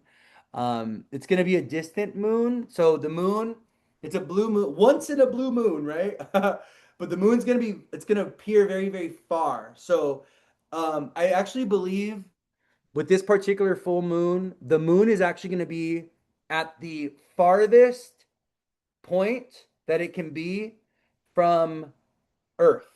Okay. So, for those of you that don't know, the moon has an elliptical orbit. So, the moon, when it's at, you know, because it's like a giant oval like this, when it's on a certain part of the oval, it's close to Earth. And that's when we get the super moons. That's when the moon looks really big. But when a blue moon, okay, the moon is at the very as at the apex of its most distant point from the earth. So it's going to appear very, very far, okay? And what that kind of tells us, because the moon is kind of distant or far, energetically, and it's also a full moon in Sag, I'm getting this energy of long distance travel, long distance journey. People either going on those or planning to go on those in some type of way. This can also be about thinking or feeling outside of the box, or kind of like this these bigger ideas, bigger goals, bigger dreams. There's this energy of like space and expansion, full moon in Sag, expansion, space, with this particular full moon that's kind of distant or far. You know, what is that? What's the song? I will go my way. I can go the distance. I'll be there someday. If I can be strong, I know every mile will be worth the while. I can go most anywhere as long as well, I don't know, something like this. I haven't seen Hercules in a long time, but that's from Hercules, by the way. But it's this energy of like, I can go the distance. I can go, I can do this. I believe in myself, you know? Sagittarius connected to Jupiter. You know, Sagittarius is a sign of faith and belief. And this full moon in Sag is asking us, do you really believe in yourself? Do you believe that you can go to the distance? Do you believe that you can go on this journey? You know, and some of you, you need a good journey. You need a good vacation. You need a good foreign international experience to kind of inspire you or motivate you or remind you why, remind you why you're here, to reignite some sense of purpose or passion, or to even connect you to some sense of purpose or passion. This full moon in Sagittarius is kind of inviting us to go on this either intellectual journey, a spiritual journey, an actual travel, journey, um, philosophical journey. Maybe there's something you need to learn. The axis of Sagittarius and Gemini is all about studenthood. It's all about schooling and education. Sagittarius is connected to colleges and institutions of higher education, where Gemini is connected to, our elementary years and our high school years, right? So and it's also graduation season. Think about this. Full moon is it's so funny, right? We have a full moon in Sagittarius, and Sagittarius connected to Jupiter is the sign of accolades and honors. Getting honored, getting elevated in society, It's a very beautiful thing. And it's funny how we have graduation season during Gemini season, which is the sign of students. But opposite of Gemini is Sagittarius, which is a sign of honors and graduation, the sign of higher education, college is Sagittarius, right? So with this full moon in Sag, there's kind of like this invitation for us to kind of go on a deeper spiritual or intellectual journey to expand our knowledge or wisdom. Maybe this is about going back to school for some people. Maybe this is about, needing to get a mentor or a coach, or even for some of you, and I'm talking to myself here, it's time for you to become a mentor or a coach. It's time for you to start getting those classes together. It's time for you to start doing the community meetups in the neighborhood. It's time for you to start putting out those pamphlets, start average. So what is it? What else is Gemini and Sagittarius? Promotion, marketing, advertising, social media, Uranus and Gemini, Sun and Gemini, Mercury and Gemini, social media. We build community in these virtual spaces now. And maybe that's what you need to do. Maybe it's time to launch that website. Maybe it's time to get active on social media again, something like this. Maybe it's time to get that podcast going. Or even Uranus and Gemini, it's time to start writing that book. For many of you, you have something to say to the world. You have a piece of knowledge or wisdom, or you have something that you've researched that you're here to share with the world, or you have a story to tell. You have a very beautiful, magical story to tell. And there's an invitation to get your message out there with this full moon, to start writing that book, to start writing that story, or even if you have it ready, to maybe put it out there. Maybe put it out. We are going to have a new moon in Gemini though, so maybe the new moon in Gemini a few weeks from now will be a better time for you to launch that website, or launch that website, release the book, whatever, right? But yeah, this is going to be a very beautiful full moon. The moon's going to be opposite Uranus though. And Uranus is really close to the sun. So Uranus is at 2 degrees Gemini for the full moon that's happening on May 31st, where the sun's at 9. And 9 degrees, right? 9 degrees in degree theory is what? A Sagittarian degree, right? It's about expansion and growth. I do think this is going to be a very optimistic full moon. I think this full moon is going to invite us to expand and grow in some type of way. This is also going to be a full moon of pivoting, of pivots, of changes, of I was going in this direction, I'm going this direction. Why? Because the moon is opposite Uranus and Gemini. And that Sun Uranus cazimi that we had a few days ago, right? It's interesting. It's like the cazimi energy of the Sun Uranus is going to kind of uh, feed into this. It's going to build up into this full moon in Sag. And this is going to be a release point for a lot of people, like a release. They're releasing something, or they're liberating themselves from something. It's not like a purging. It's not like a grief purge. It's not that kind of release. this is more of a liberation and a freeing of oneself. So it's like these releases with this full moon cycle and Sag that's coming up are going to be more about excitement. It's like, I'm free. Like very exciting, very joyous. Like, that's over. Now I can do my thing. Now I can be free. Now I can take up space. Now I can go on that journey or that quest. So it does feel like this full moon in Sag. It's not like a heavy grieving, releasing, or clearing that we're doing. It's more of like a liberating, a fun, joyous, expansive kind of clearing that we're doing, you know? Someone said, Miss Armstrong said, I have Sun Uranus and Sag. So the Sun Uranus and Gemini is opposing mine. Interesting. Yes. And also, right, this could be a time where we're feeling very erratic and our nervous system is very like intense. And, we have Mercury and Gemini, right?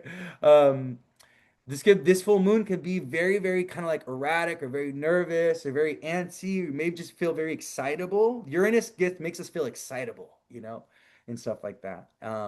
So yes, I feel this way about my kids finishing this school year. Yeah, so and they're, your kids are finishing the school year, and so this full moon can also be about a potential. Maybe you guys are going on a travel experience or going on a vacation experience or something, or even a sporting event. Sagittarius is connected to sports and athletics, which is so interesting. You'll see a lot of Sag energy um, with athletes. Also, think about this. Think about this. I'm going to connect these two. Where do we see sports and athletics in colleges? Where do a lot of people have opportunity for higher education? Through sports. Sagittarius. Sagittarius rules higher education. Sagittarius is also connected to sports. So for a lot of people, their road to higher education is through sports and athletics. Sagittarius, ninth house things. Also, another thing, a lot of athletes, when they go to college or school, they usually have to go very far from their place of upbringing in order to go to that school or attend that school, right? So when we're talking about the ninth house and higher education, also sports and athletics, we're also talking about people that have to go on a long distance journey in order to do the thing. I always think about the Olympics are very Sagittarian. The Olympics, they change locations every year, right? The Olympics have become a global phenomenon, Sagittarius. Jupiter does things culturally that are global, international. Jupiter is global, international energy. Jupiter loves for us to come into contact with foreign cultures. Why? Because it makes us more compassionate and tolerant, right? You become more wise, more compassionate, more tolerant when you interact with cultures that are different than your own. This is the beauty of the ninth house, and this is the wisdom of Jupiter. When you go to school and educate yourself, when you go to higher education, you're expanding your consciousness. You become more wise, right? And things like this. But I was thinking about the Olympics, and I was thinking about how the Olympics is always in a different culture. It's always in a different place, and how the Olympians, the majority of them are doing what? They're doing a long distance journey in order to participate in the Olympics. In order for them to get to the Olympics, they have to travel across. I will travel across the land, searching far and wide, to catch them. Is right. A destination wedding, ninth house. Yes, you have Jupiter in the ninth house. You have the seventh house ruler in the ninth house, or even the 12th. Sometimes you have the seventh house ruler in the 12th. This can be about a foreign or destination wedding. Yes, destination wedding. Yep, ninth house. Jupiter is also connected to celebrations. So Jupiter is about graduation. Jupiter is about weddings. Jupiter is about award ceremonies. Whenever you are experiencing a moment of like graduation ceremony, celebration, or even you're being like showered with accolades, you're getting awards. Take a look at what Jupiter's doing in your chart. By transit, and also what's happening with your natal Jupiter. And maybe you can look at, if you know some more complex astrological techniques like solar returns or, your secondary progressions, look at those as well and see what's happening with Jupiter. I guarantee you what you're going to see, with the wedding or with the graduation or you're going to see an activation of Jupiter in some type of way. You're going to see an activation of Jupiter in some type of way. Yeah.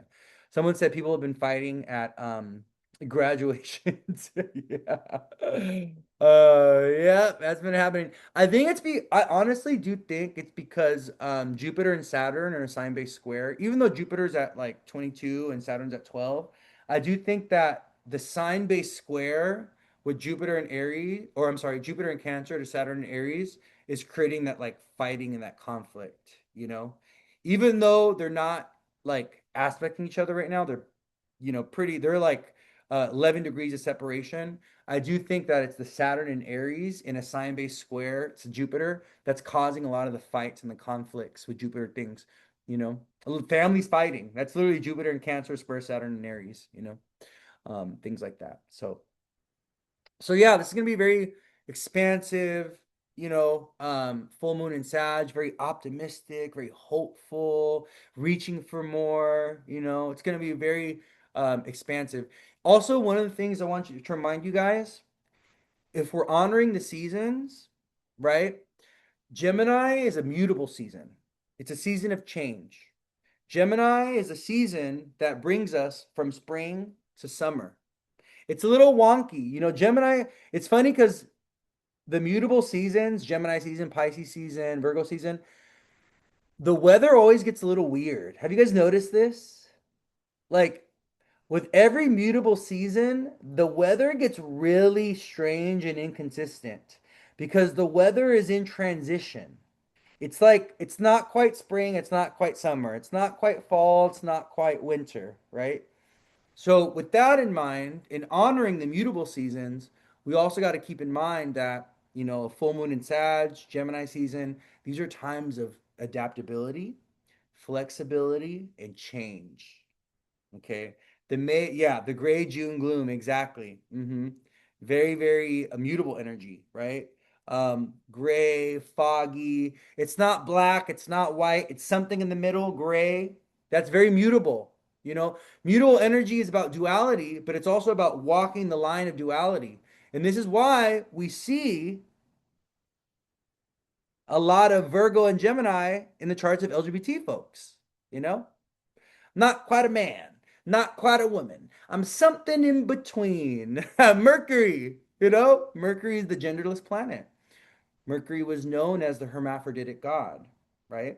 And so, if we are honoring and respecting and really observing and understanding the energy of Gemini, it's this energy of flexibility and adaptability. And it's this energy of, I'm not quite this, I'm not quite that, I'm something else.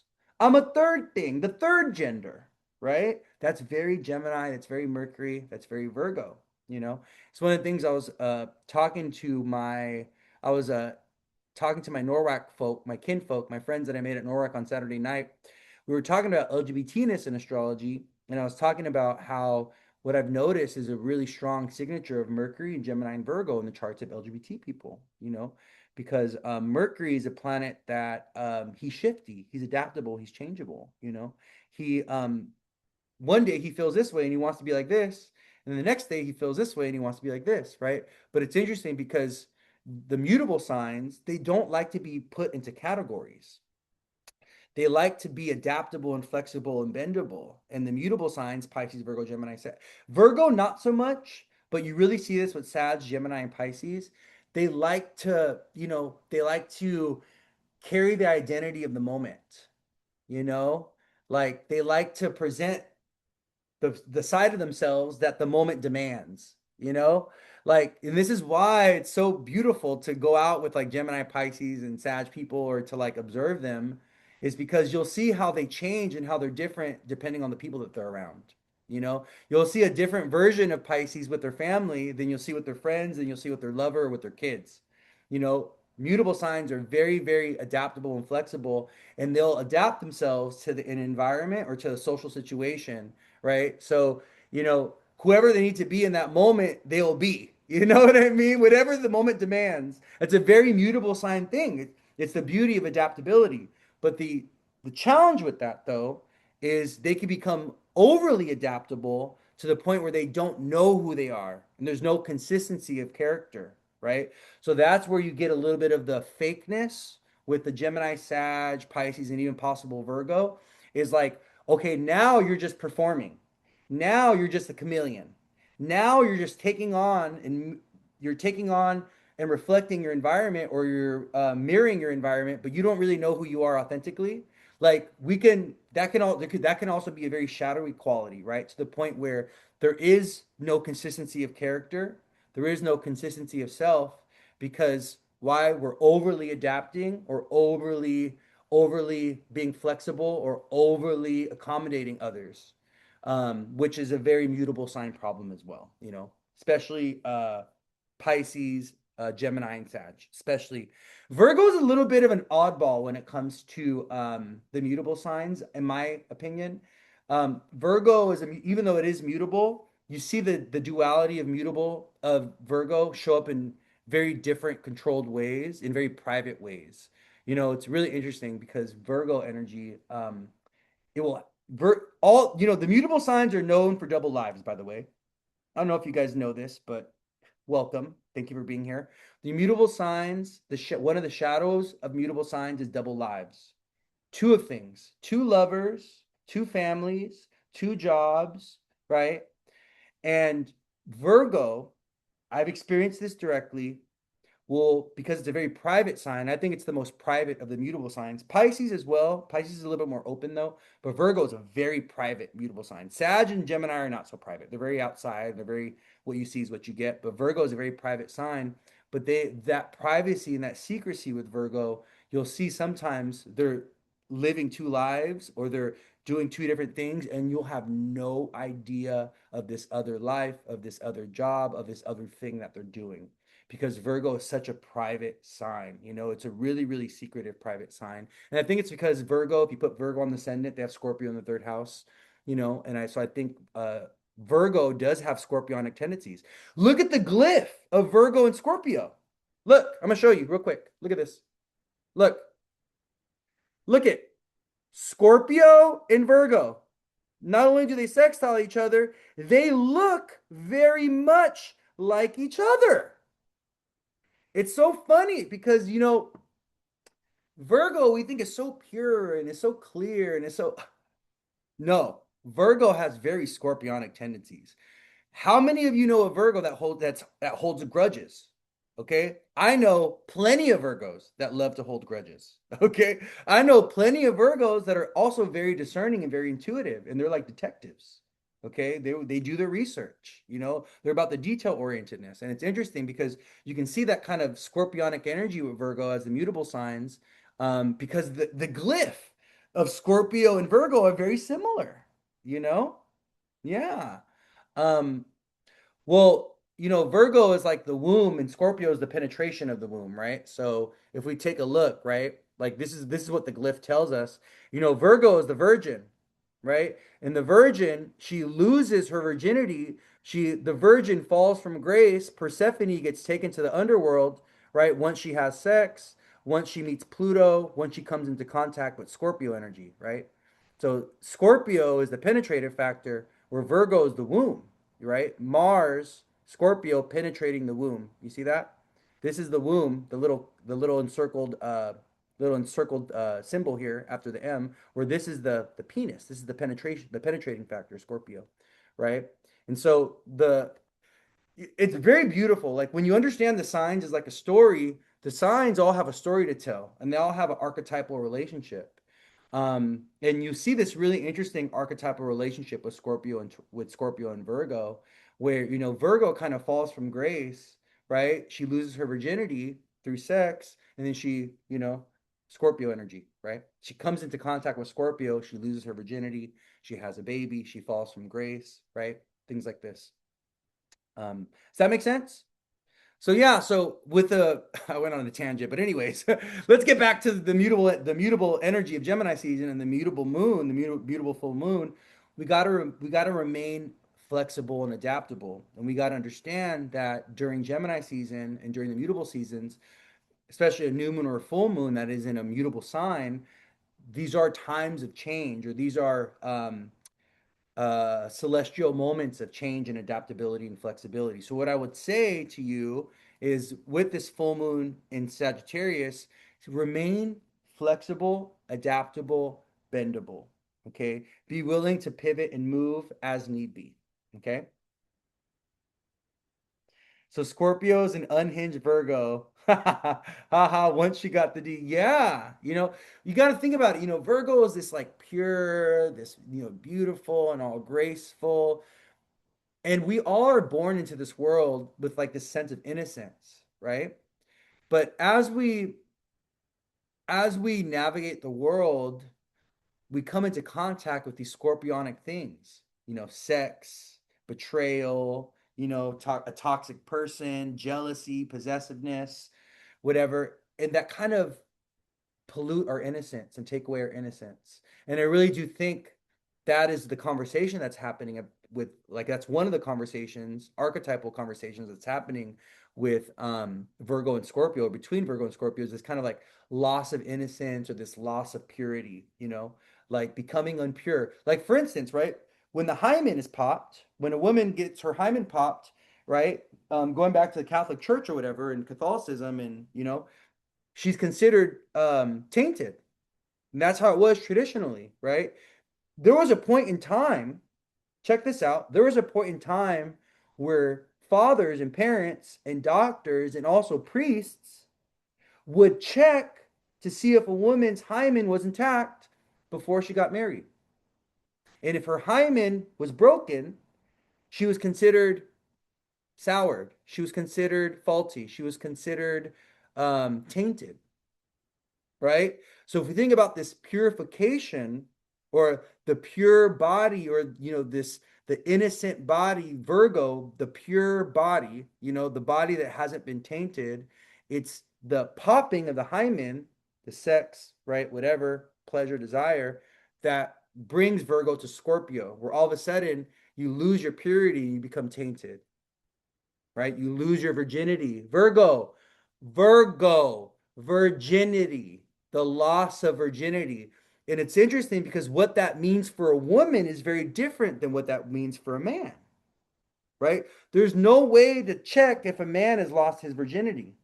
But for a woman, Virgo, the womb, look, Virgo, the womb, a woman, the hymen, once the hymen is popped, right? Once a woman loses her virginity, Virgo, she's considered what? Tainted, soured, right? Or even you lose, it's the moment of, what's the other word for it?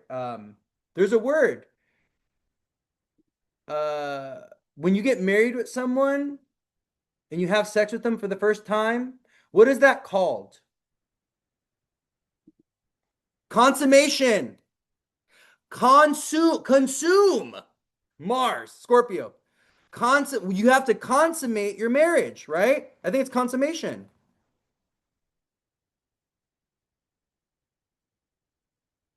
Yes, consummation. So the way that you solidify marriage is by the consummation of the marriage happens through sex after the marriage. And it's usually that night. It's usually the sexual intercourse after the marriage that consummates the marriage, or that solidifies it. And it's interesting because then once a woman loses her virginity to man through the concept of marriage, she's considered what? His. Traditionally, if we go back to feudal times, if we go back to, European, the European culture of marriage, you could go watch Bridgerton. If you want a simple lesson in this, go watch Bridgerton, right? Women were married off kind of like as property. And the way that the marriage was consummated was when she gave her virginity to her husband. The conversation that's happening between Virgo and Scorpio. And then once she gave herself to her husband, she was considered his property. Why? Because Scorpio opposes Taurus. Scorpio is a sign of possession. So once I have sex with you, you belong to me. Scorpio. You see that? I'm just building this connection for you guys. This is a beautiful way to understand the astrology. Astrology really happens in story, in metaphor.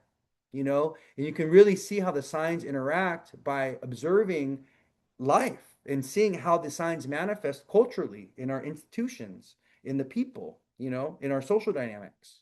You see? Anyways, I digress. A little bit of a tangent there for you guys. This is how I see astrology, though. This is a good way to view astrology because it kind of opens it. You'll be able to see astrology everywhere when you really look at astrology or understand astrology like this, right? So the other thing that I want to talk about, we talked about the full moon. The other thing I want to talk about is we have the Pluto Mars square today. Okay, so Mars is in Taurus at today we're May 25th, 2026. Let me go back to the moment. Let me just hit the back to the moment. Oh, the South Node. It's so Virgo's on the right on the rising right now. That's so funny how I'm over here talking about like Virgo and I'm over here talking about marriage. The moon's in Libra. The moon's at 2 degrees Libra right now. And the rising is at 5 degrees Virgo. Oh, if you are on the West Coast over here in Portland or in Seattle, the rising's actually in Virgo right now. So it's hilarious how I went on this tangent around talking about marriage and talking about Virgo things, so funny. Virgo is the purity of the womb. That's what the glyph tells us. Anyways, so we have this Pluto Mars square that perfected today. It was building up over the last like 3 or 4 days, and it's going to kind of die down over the next like 3 to 4 days. But Mars is in Taurus and Pluto's in Aquarius. And from what we know of Pluto and Mars, these are both planets that are very powerful and assertive. These are planets that are very independent. And these are planets that love to hold power over others. And they also love to like kind of fight and argue. So we need to be aware of this Pluto Mars square in the air this week, the energy, because this can bring power battles. This can bring conflicts. This can bring social fallouts. Mars in Taurus is about fighting for money, fighting for our values, fighting for what is worth, fighting for food. Okay, fighting for food. Taurus is food. Mars is fighting, right? So Mars and Taurus can be like, you know, you ate my chicken nuggets. I came home and I was looking forward to those chicken nuggets, and you ate my chicken nuggets. You fucking bitch. Excuse my language. But that could be Mars and Taurus, How many Tauruses that when you eat their food or if they come home and they're expecting some food and it's gone, they throw a hissy fit. Oh my gosh. Do not touch a Taurus's plate. Do not mess with their and don't get their order wrong. Don't you dare get a Taurus's order wrong, okay? If you get a Taurus's order wrong, guess what? You're gonna have to remake the entire plate. You're remaking the entire thing. No, I am sending this back. This is not what I wanted. Mars and Taurus. Okay. I want you guys to just think about this. These are kind of metaphorical, funny manifestations of Mars and Taurus, but Mars and Taurus is really about fighting for our values. My brother, yeah, my dad said my brother's a Taurus. That's what my brother is. My brother's a Taurus, and don't you dare forget a sauce. Don't you dare forget an ingredient. Don't you dare get the order wrong. Okay, because he will be calling the restaurant. He will be leaving a review. Okay. He will be, yes, he'll cuss you out. Okay, if the order's wrong. That was me yesterday. My dad ate my chocolate chip cookie and I was annoyed. Yeah, so funny. Mars and Taurus. Yeah, it's Taurus energy. Scorpio could be like that too, but mostly you're gonna see that with like Taurus. But yeah, Mars and Taurus. Fighting for our values, fighting for our food, fighting for our income as well. This could also be Mars and Taurus for Pluto and Aquarius. This can be like, no, this is what I'm going to get paid. No, this is what you owe me. You know, Pluto has a lot to do with debt, so just real so interesting. And a lot of times, when Pluto gets activated in our chart, or even when like in our own personal chart when Pluto's activated, or even when in the sky, Pluto's activated by like a planet like Mars. This can also be about confrontations around debt, like, oh, you owe me money. I got to pay this back. Oh, my credit card bill is getting crazy. I got to start making payments on it, things like this. So I just want you guys to think about, I want you guys to be um, aware of possible financially tense experiences this week with Mars and Taurus squaring Pluto and Aquarius. This can be about debts that you owe, you know? This can be about financial fallouts or financial challenges as well, because it's money, it's Mars and Taurus, it's Mars and a money sign. Okay. Pluto and Aquarius is also about forward thinking ideas. It's also about, Aquarius is a sign of friends. It has a lot to do with friendships and strangers. Aquarius is also connected to the sign of, it's also strangers. So I don't know if you guys knew this, but the 11th house in the sign of Aquarius is also about strangers, people that you don't know, people that you randomly run into. So with Mars square Pluto, this can also be about weird interactions with strangers or weird fights or arguments with strangers. This actually happened to me yesterday when I was so um in the conference, right? We had our little virtual breakout group. We had our little virtual attendees in their little group, right? So yesterday I went to the boba store. I went to the boba shop, Mars and Taurus. I went to the boba shop and I was on my phone and I was literally like talking, we were all going over a chart together or something. And there was like 30 of us there, 35 of us there. And I'm over, and you guys know me, my voice is a little loud, my voice carry. I have Sun conjunct Mercury in the ninth house in Scorpio. So I have a preacher's voice. I can't help it. I have a bombastic, deep voice. My voice isn't deep, but it carries. Okay, my voice, I have a very powerful voice. It just carries. So I'm over here talking, right? I'm over here talking. Just ordered my boba. I sat down in the back. And this woman, I noticed as I'm walking in, when I'm not even talking, she already gave me an eye. She looked at me like, who's this guy? Like, I know he's not going to be in here taking up space. And then I start talking, and I'm like about like 5 minutes, I'm not even, I would say 3 minutes in. And she comes over and she's like, you need to keep it down. You're being loud. We can hear you throughout the entire store, and you need to really keep it down. Okay. And then she was like, I was here first. She's like, this is a public space. You need to keep it down. I was here first, blah, blah, blah. And it's so funny because it was in a food place, Mars and Taurus. Okay. And I went to look at my chart. Mars is in Taurus, directly opposite my Sun and Mercury in Scorpio.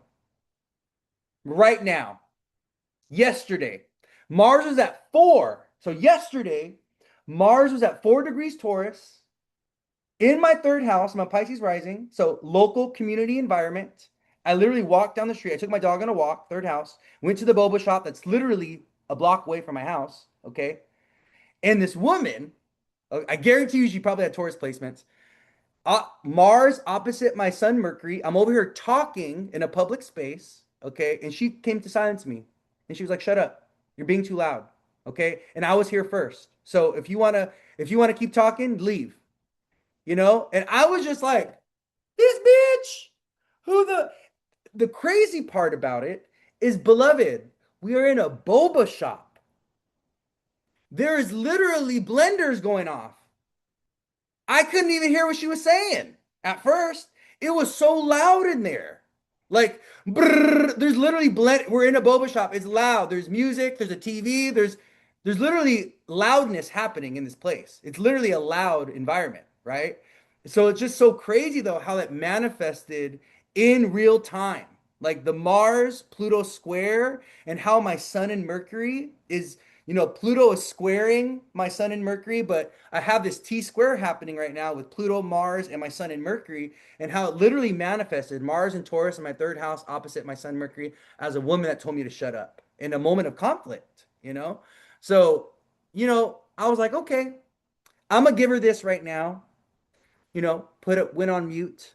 And you best believe that afterwards, okay, once I put myself on mute and I was done finishing my point, I went over there and I had some words with her. Because, bitch, who the fuck do you think you are to tell me to shut up? Who the hell do you think you are to think this is a public space? Okay? If I'm being loud, then guess what? Maybe you got to be louder. All right? What's so funny though is she ended up sitting down on the opposite side of the boba shop, and I ended up leaving. And I wasn't even planning on staying there. I was just waiting for them to make my coconut waffle. They were backed up on coconut waffles. I was just trying to be in and out anyways. I'm not trying to sit here and present. I'm not trying to be inside the. I'm trying to get back. I'm trying to just get my boba and get back home. I'm just taking my dog out real quick to go poop and pee.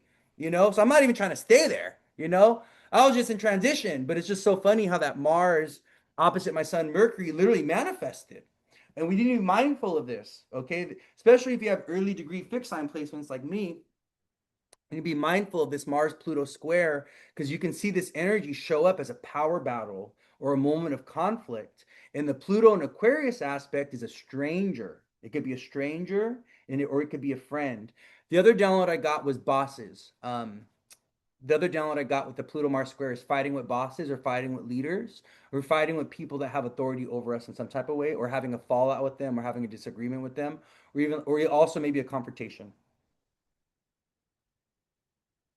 Oh, of course, of course I went up to her afterwards. Yeah. Someone said punch her in the throat. No. Acting like she owns the place. Yeah, like who the fuck are you?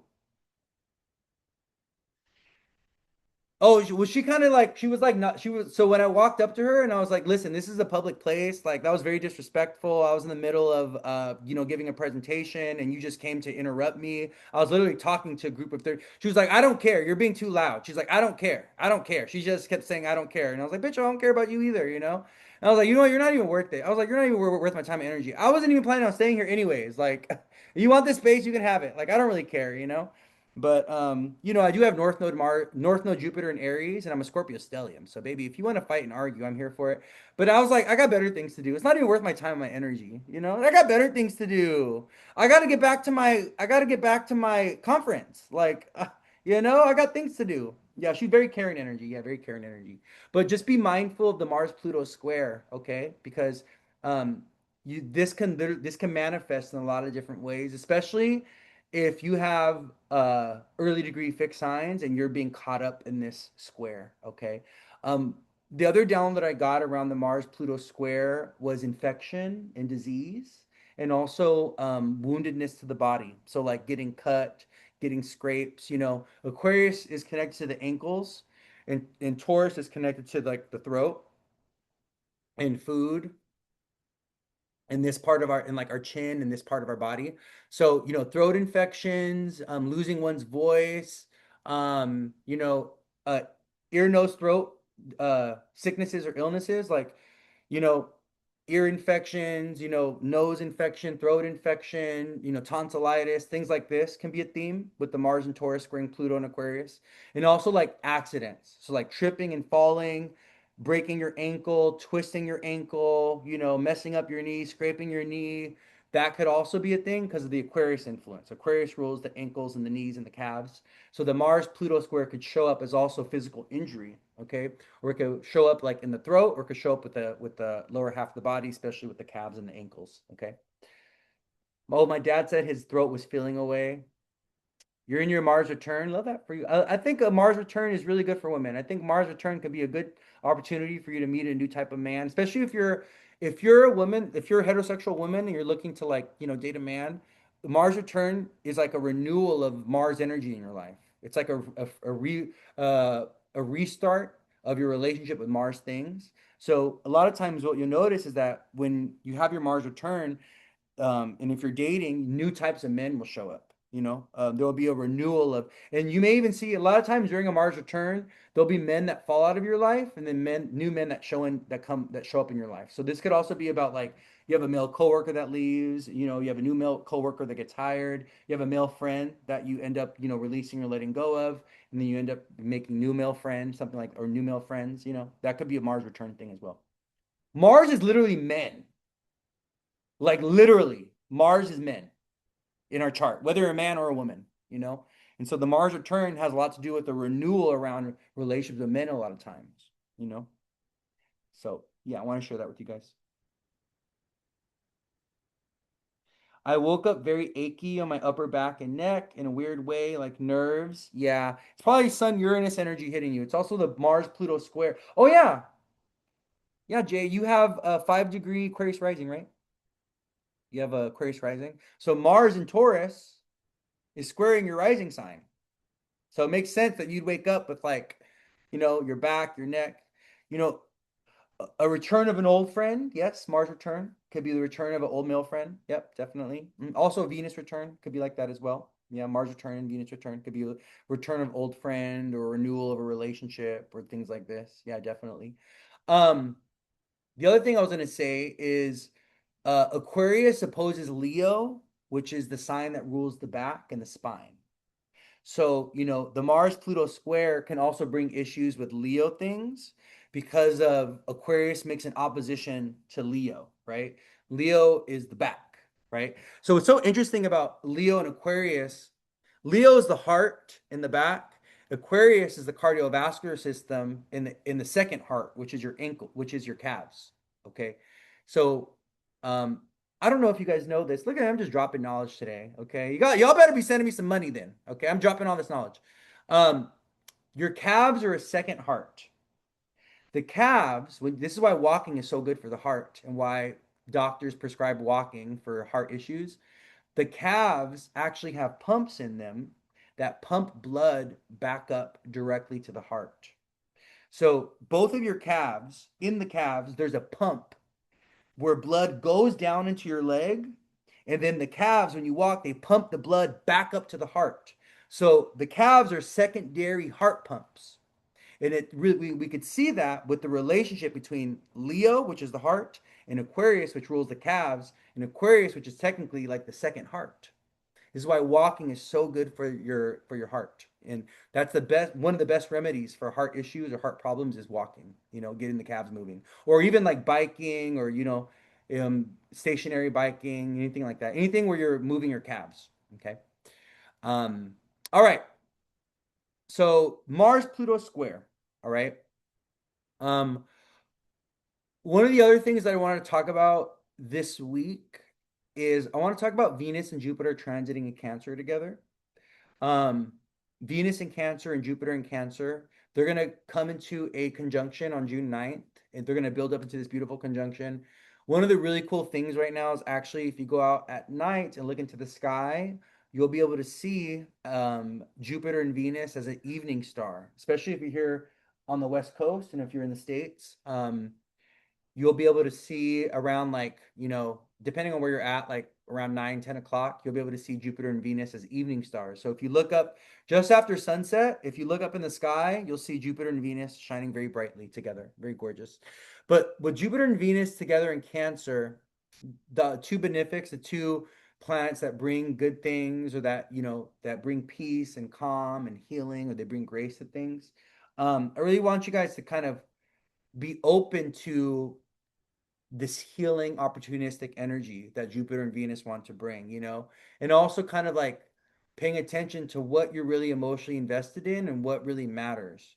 Jupiter and Venus and Cancer are trying to remind us right now that family matters. Your family, your roots, your ancestry, these things are important. Your relationship with your mother, your relationship with your father, or lack thereof. Those things do have an impact on you. Those things do emotionally hit you in some type of way. And Jupiter and Venus can be having us take a look at these family things. Cancer is connected to the past. It's a sign that's it's very nostalgic. It goes back to the past very often. How many of you have Cancer placements or know Cancer people that have a really hard time moving on from the past, or they're always reminiscing on the past, or they're very nostalgic, they have a nostalgic relationship with the past?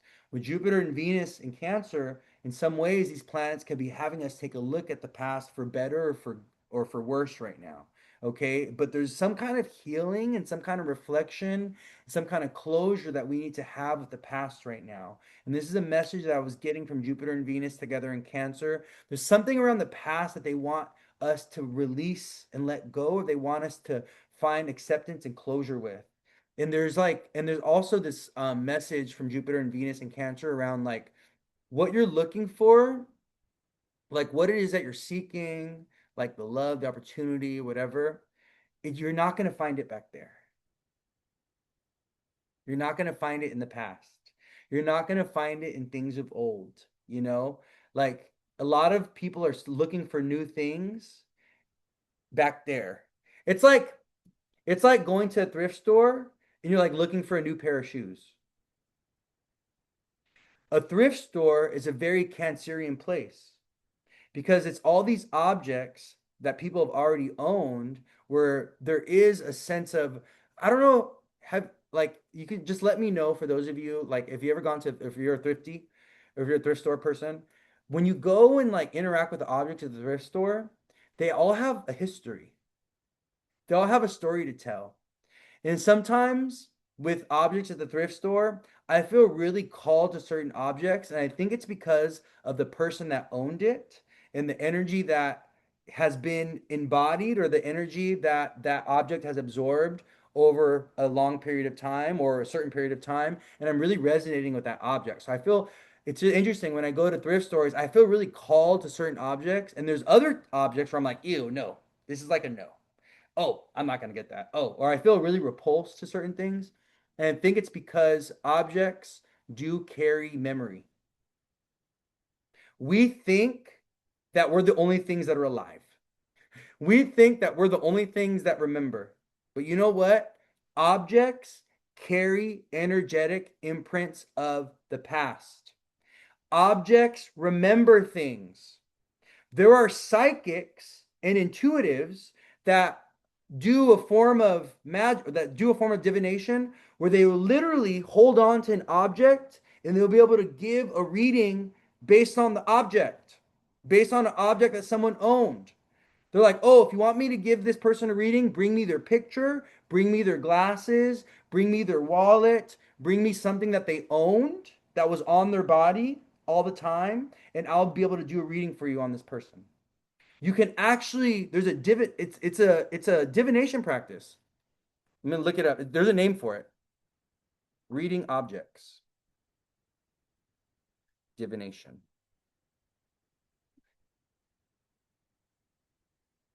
Psychometry. I think that's how it's pronounced. Psychometry.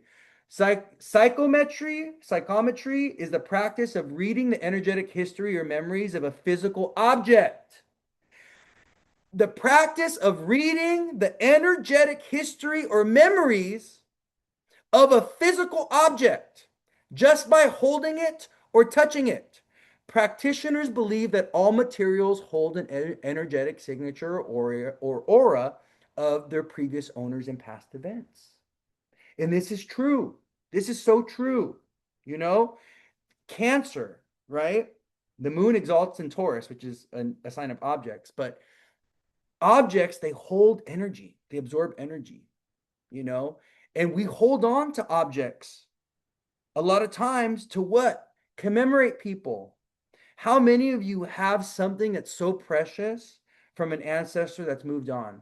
You have a wedding ring, you have their glasses, you have something that was special to them. There was a picture, there was a maybe a baseball bat, maybe they had a collection. Maybe they had a coin collection or a card collection or a hat collection. And you're holding on to those objects to remember them, to honor them. For those of you that have altars and that work with ancestor altars, what do you put on your ancestors' altars?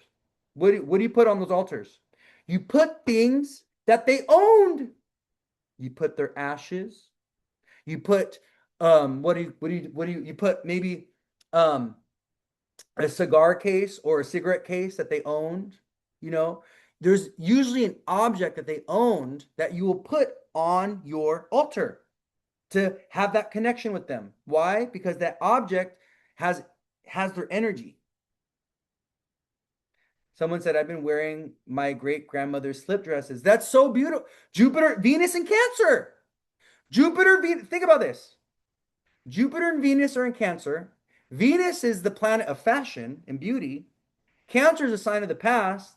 And Jupiter and Venus and Cancer, this is like mother's lineage. Mother's lineage. Cancer is the matriarchal lineage. And what are you doing, Venus and Cancer? You've been wearing your grandmother's dresses. See how beautiful that is? See how powerful the astrology tells us what's actually happening? You know, we could build that bridge of connection. You see? So with Jupiter, Venus, and Cancer, we need to be very aware of this deep psychic spiritual connection to the past, this healing that we have to do with the past, how we have to honor or respect the past, but also how we cannot let the past hold us back from the present. You know, we don't go to a thrift store to look for new shoes. You know what I mean? You don't go and text your old exes to meet someone new. You know, a lot of times there is a beautiful, nostalgic, magical thing about the past, but the past doesn't really have nothing new for us a lot of times. And this is something that I want you guys to be very mindful of with Jupiter, Venus, and Cancer. It's okay to reflect on the past. It's okay to be nostalgic. It's okay to have honor and respect for it. It's okay to study it. It's okay to go back there sometimes. Okay. But you also got to think about, wait a minute, the new things in my life, the forward things, that's not going to be back there. You're not going to get that from back there. You know? Yeah, I put my grandma's cross on our altar. We have an altar for my grandma that passed a few years ago, my parents' house, and I ended up putting her cross and obviously a photo. Putting a photo up of someone on your altar. That's like the go-to, right? It's a great way to honor them. Lucy said, "I wear my mom's necklace and ring and try to say that she wore it till she died." Oh, it's so beautiful. Yeah, yeah. Jupiter, Venus, and Cancer. So with Jupiter and Venus and Cancer, there's this energy of going back to the past to heal it, healing our maternal wounds. So healing our relationship with like the maternal energy, what it means to be a mom, with our own mom, with our matriarchal lineage, and also what it means to be a mother. It's been a big thing coming up for a lot of people, or a lot of women especially, with Jupiter in Cancer. But now that Venus is in Cancer, it's kind of like amplifying it. Like, what does it mean to be a mom? And what does family mean to me? I want you guys to think about that with Jupiter, Venus in Cancer. Okay. Let's see. Okay, where are we at time wise? All right, so I'm gonna talk about the moon a little bit, and we're gonna talk about some aspects for the week, and then we're gonna wrap up. Okay. So we have the moon in Libra today and tomorrow and Wednesday. And then the moon goes into Virgo. I'm sorry, the moon goes into Scorpio on Wednesday. Okay. So tomorrow, though, on Tuesday, the moon in Libra, well, the moon's opposing Neptune and Aries today. So just be mindful of like, scams, deception. Things can feel a little confusing, a little foggy. There can be some haze in the air. It's really funny because the moon in Libra is opposing Neptune and it's going to be raining today. It might be raining today. Neptune has a lot to do with water and the oceans and flooding or even rain. So moon opposite Neptune can be about spiritual experiences today. It can be about you know, uh, divination experiences, dreams, very important dreams. Anybody have a really cool dream from like last night? I would even, moon opposite Neptune today. Today would be a good day to take a nap and to ask for messages from spirit through your sleeping state. Take a nap today if you can, okay? Or maybe if you haven't already, um, maybe you have taken a nap already and you had a cool dream and whatever. But you really want to be open to the messaging from spirit with the moon opposite Neptune today. This is also a good day for creative expression. Oh, Giovanni, that's very moon and Libra opposite Neptune and Aries. Giovanni said she woke up hungover and a bit and she cried and cried. Moon opposite Neptune. Neptune makes us emotional. Makes Neptune makes us sensitive. Neptune exposes our vulnerabilities a lot of times. You know, Neptune is about the freeing or the releasing of emotional energy and spiritual energy, right? Neptune is a watery planet. So with Moon and Libra opposite Neptune, today's a good day to explore spirituality, to explore your creativity, to explore your emotions, your sensitivities. It's a good day for also kind of like confession, and kind of deep emotional exploration with others. The moon's in Libra. So the moon is telling us where we're focusing today and tomorrow, going into Wednesday. We're focusing on relationships. We're focusing on partnerships. We're focusing on the one-on-ones in our life. You know what I mean? The one-on-one relationships in our life. And so with moon opposite Neptune, don't be delusional about your relationships. Moon opposite Neptune can sometimes be about projection as well.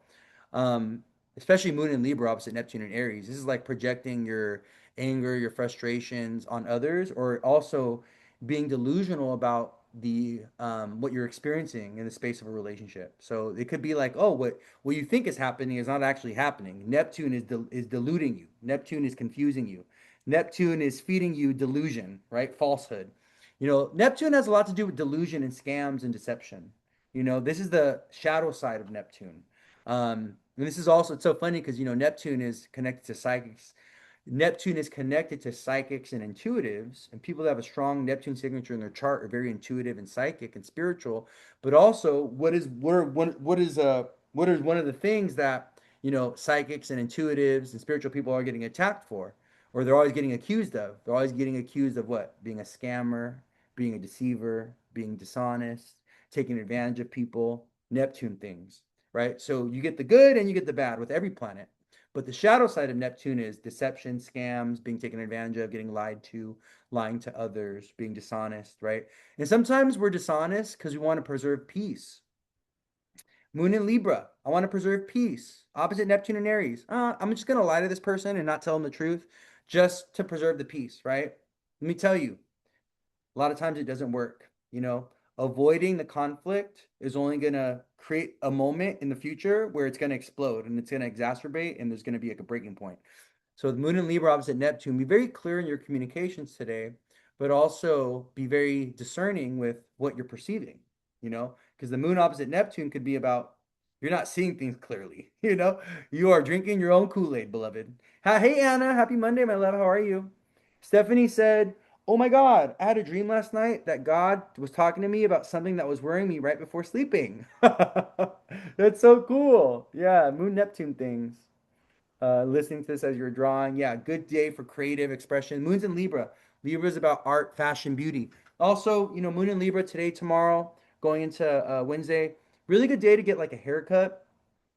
A really good day is to, go shopping, get yourself new clothing. That could be a thing that we experience. We may have a little bit of a sweet tooth as well with the Moon in Libra today and tomorrow, going into Wednesday. Libra is connected to sugars and sweets, so don't be surprised if you feel a little bit indulgent with the Moon in Libra.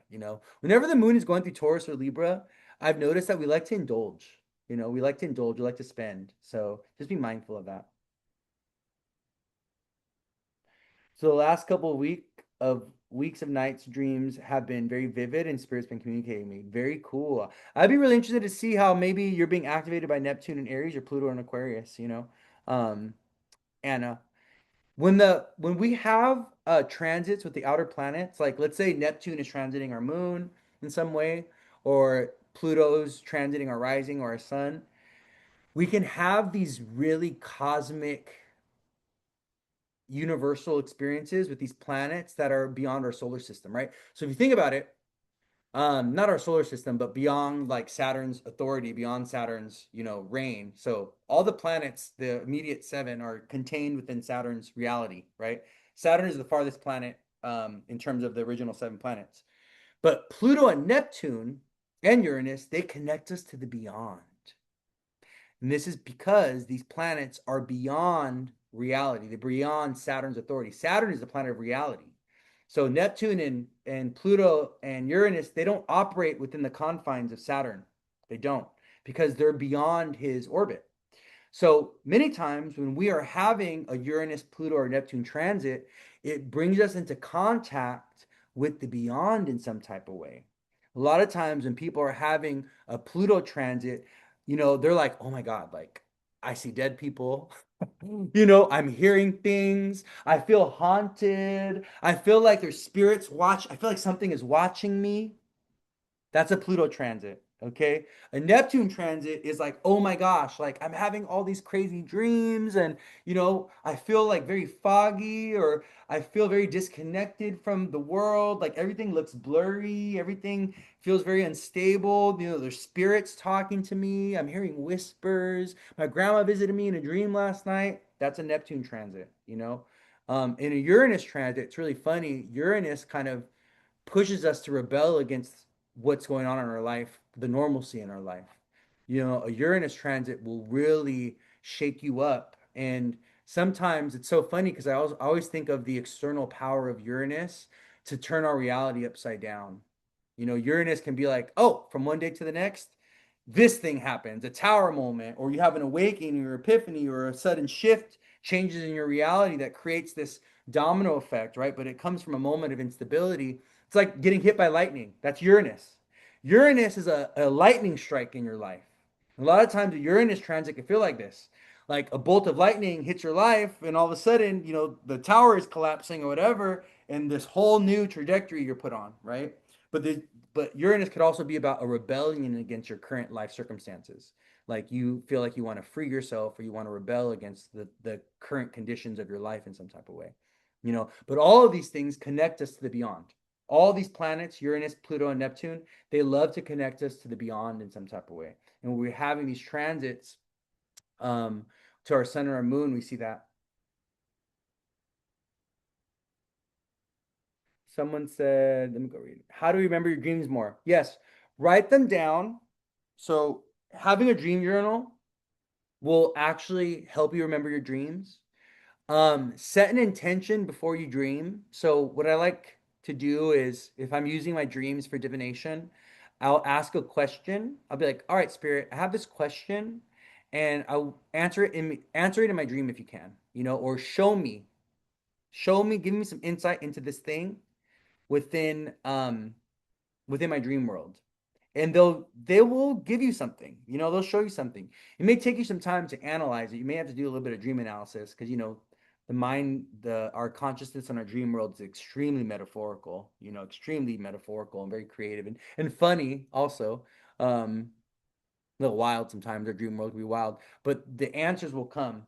And you want to build a relationship with your dreams. And this is super important, for those of you that you want to go deeper with your dream world, or you want to have more intention with your dreams, or you even want to like, have consciousness in your dreams. This is crazy. When I was in college, there was this movie that I watched called Waking Life.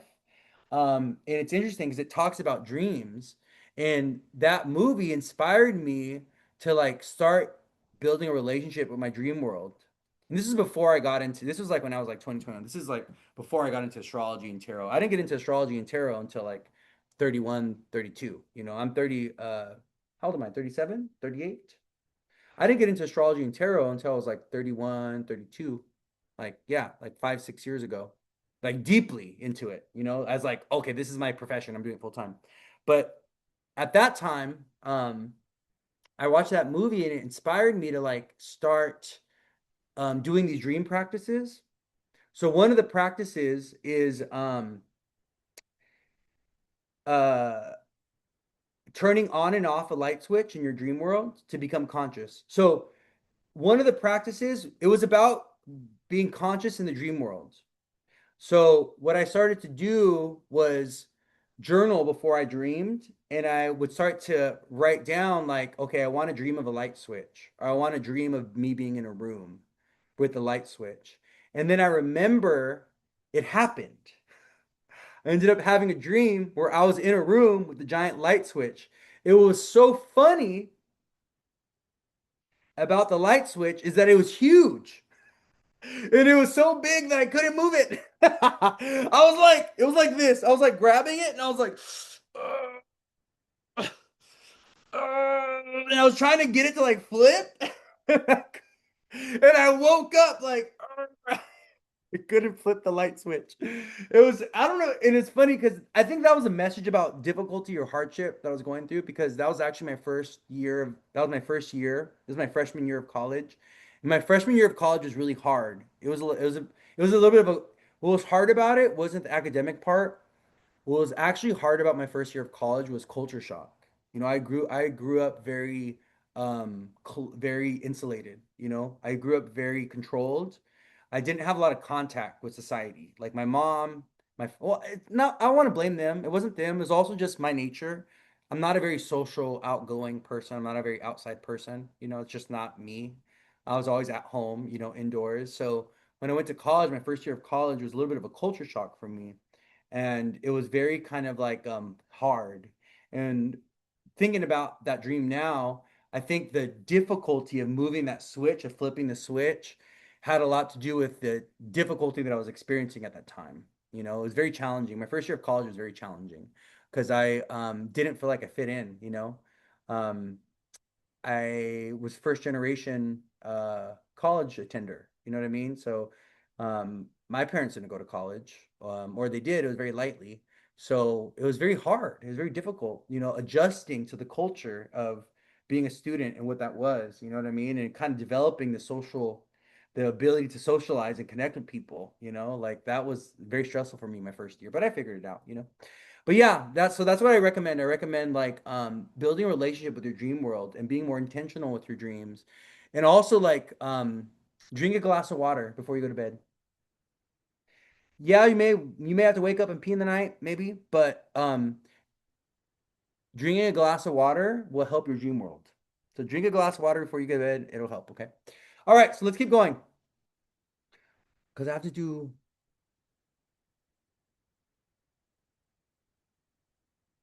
a reading. Oh, actually, not soon. No, we got time.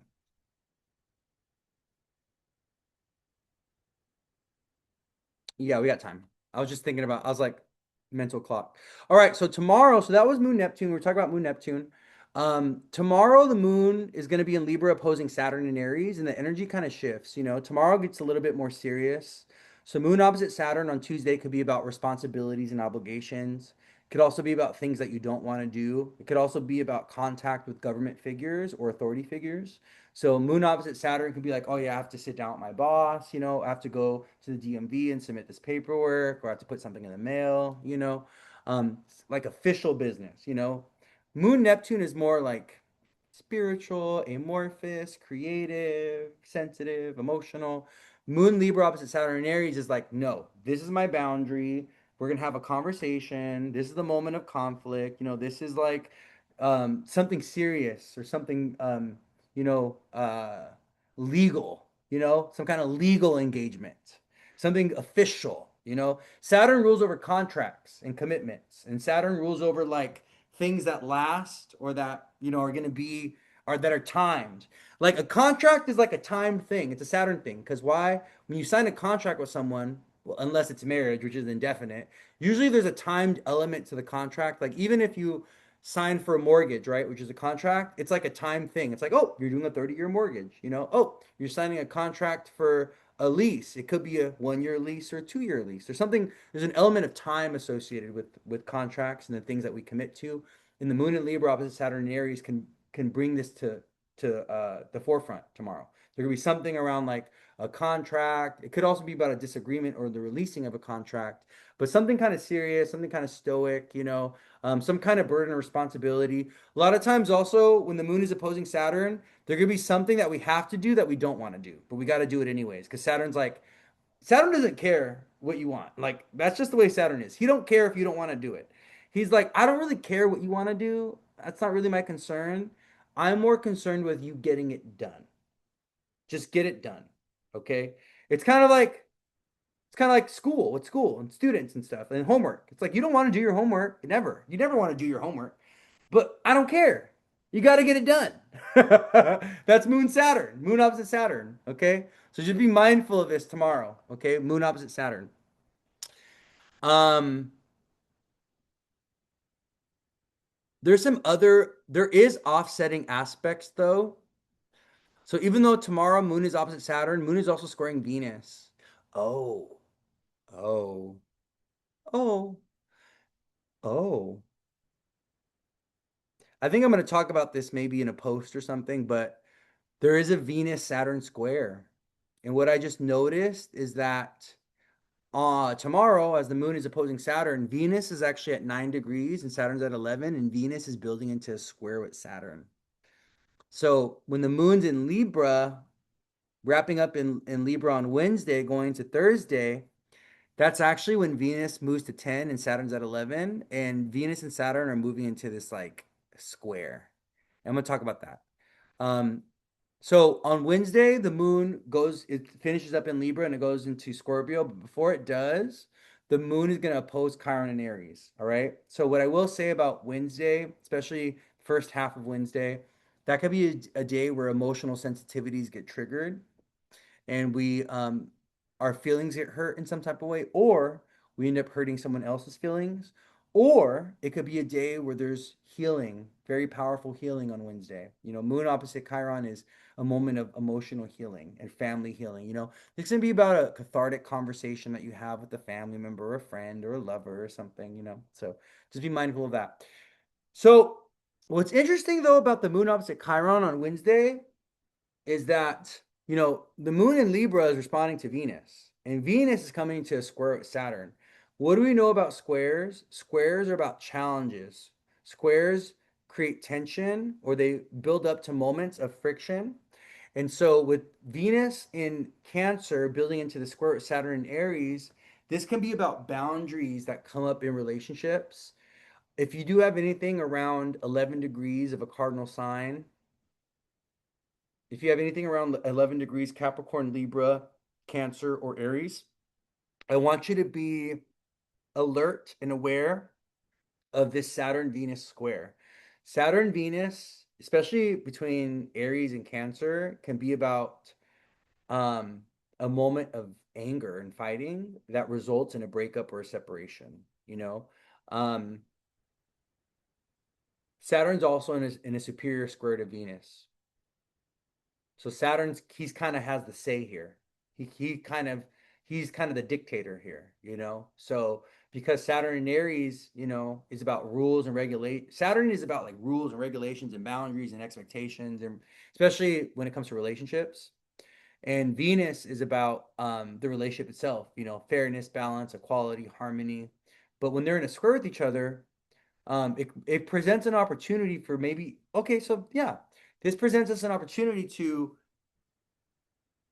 maybe achieve harmony and balance in a relationship, or maybe achieve respect, or maybe it's like we got to hold this other person accountable, you know, or something like this. But yeah, the square aspect tends to bring more challenging things, but also challenges create opportunities for fixing and healing and mending. So we also got to be very aware of that, you know. Venus square Saturn. This could also be about commitment, though. You know, when Venus and Saturn are square, there could be pressure that's put on someone to commit, you know, or to sign on the dotted line. You know, because squares are pressure. They're very pressurized. Squares are they're ruled by Mars. There's a lot of pressure with the square, you know. And the pressure from Venus and Saturn squaring, this could be pressure that's being applied in different places in a relationship to bring some kind of resolve or resolution. Okay. So I just want you guys to be mindful of that. Okay. This can also be about moments of rejection, though. So I will say Venus is the planet of love and relationships, and Saturn is the planet of rejection. So Venus square Saturn can be about rejecting someone, shooting someone down, someone rejecting you, or you literally telling someone no for some reason. It could, and it doesn't have to be like a partner. This could be a family member. This could be a boss, a coworker. You're like, no, I don't want to do that. No, that's not for me. No, that's not what I desire. No, this isn't working out. You know, Venus square Saturn is definitely giving the energy of no. Okay, it's giving the energy of no. So if you need to say no to someone, um, Wednesday, Thursday, or even Venus is building up to that square. It perfects on Thursday. We're already feeling it. It goes exact on Thursday, May 28th, and then it's gonna die down. But don't be surprised if there's some kind of there could be a blockage, you know. This could also be about legal delays, or financial delays or financial pitfalls, but don't be surprised if someone says no to you, or if you're like, oh no, I don't want to do that, you know. That's the Venus Saturn square. Okay. So then on Thursday, during our Venus Saturn square, the moon's in Scorpio. And the moon in Scorpio kind of takes us into the underworld a little bit.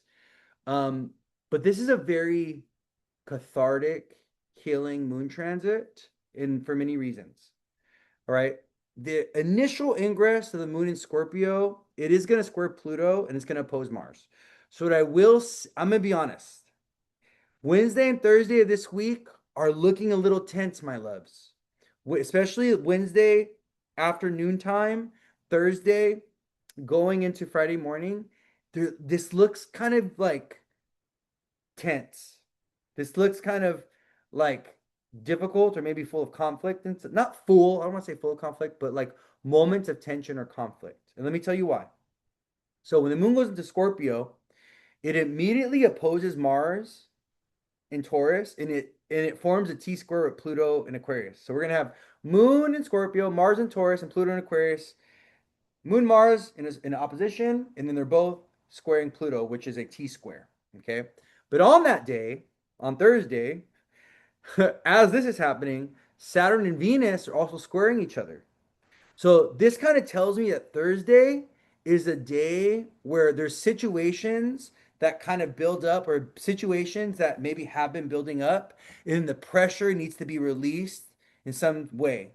There could be a conversation that's had, there could be a decision that's made, there could be a moment of conflict with someone, a moment of this is the day that you guys are actually going to go to war and fight, or this is the day that you guys are going to actually like talk about the thing. So, but Thursday is a day that's kind of pushing us towards action. You know, squares, they motivate us and they push us to do something. You know, they're ruled by Mars. Oppositions, kind of, but squares are really, they're action oriented aspects and they get us to do, they get us to move. So don't be surprised if Thursday is a day that's kind of full of activity or action. And activity and action that could be a little tense, or that can also, there could be moments of conflict or moments of disagreement with others in there. Okay.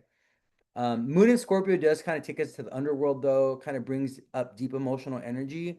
But the reason why things are a little bit more, they're not so like, the reason why this Moon in Scorpio transit's not going to feel so heavy or feel so deep is because it's making these beautiful trines to Venus and Jupiter in Cancer. So even though the moon is in Scorpio, opposite Taurus and squaring Pluto, and even though Venus and Saturn are in a square, the moon and Venus are in a trine with each other on this day. So the moon's in Scorpio, trining Venus in Cancer. So what I like, the way I like to think about trines and sextiles is they give us an opportunity to find another solution that's not about arguing or fighting, or it's not about tension. So Moon in Scorpio, trine Venus in Cancer, that could be about an apology. That can be about an honest confession.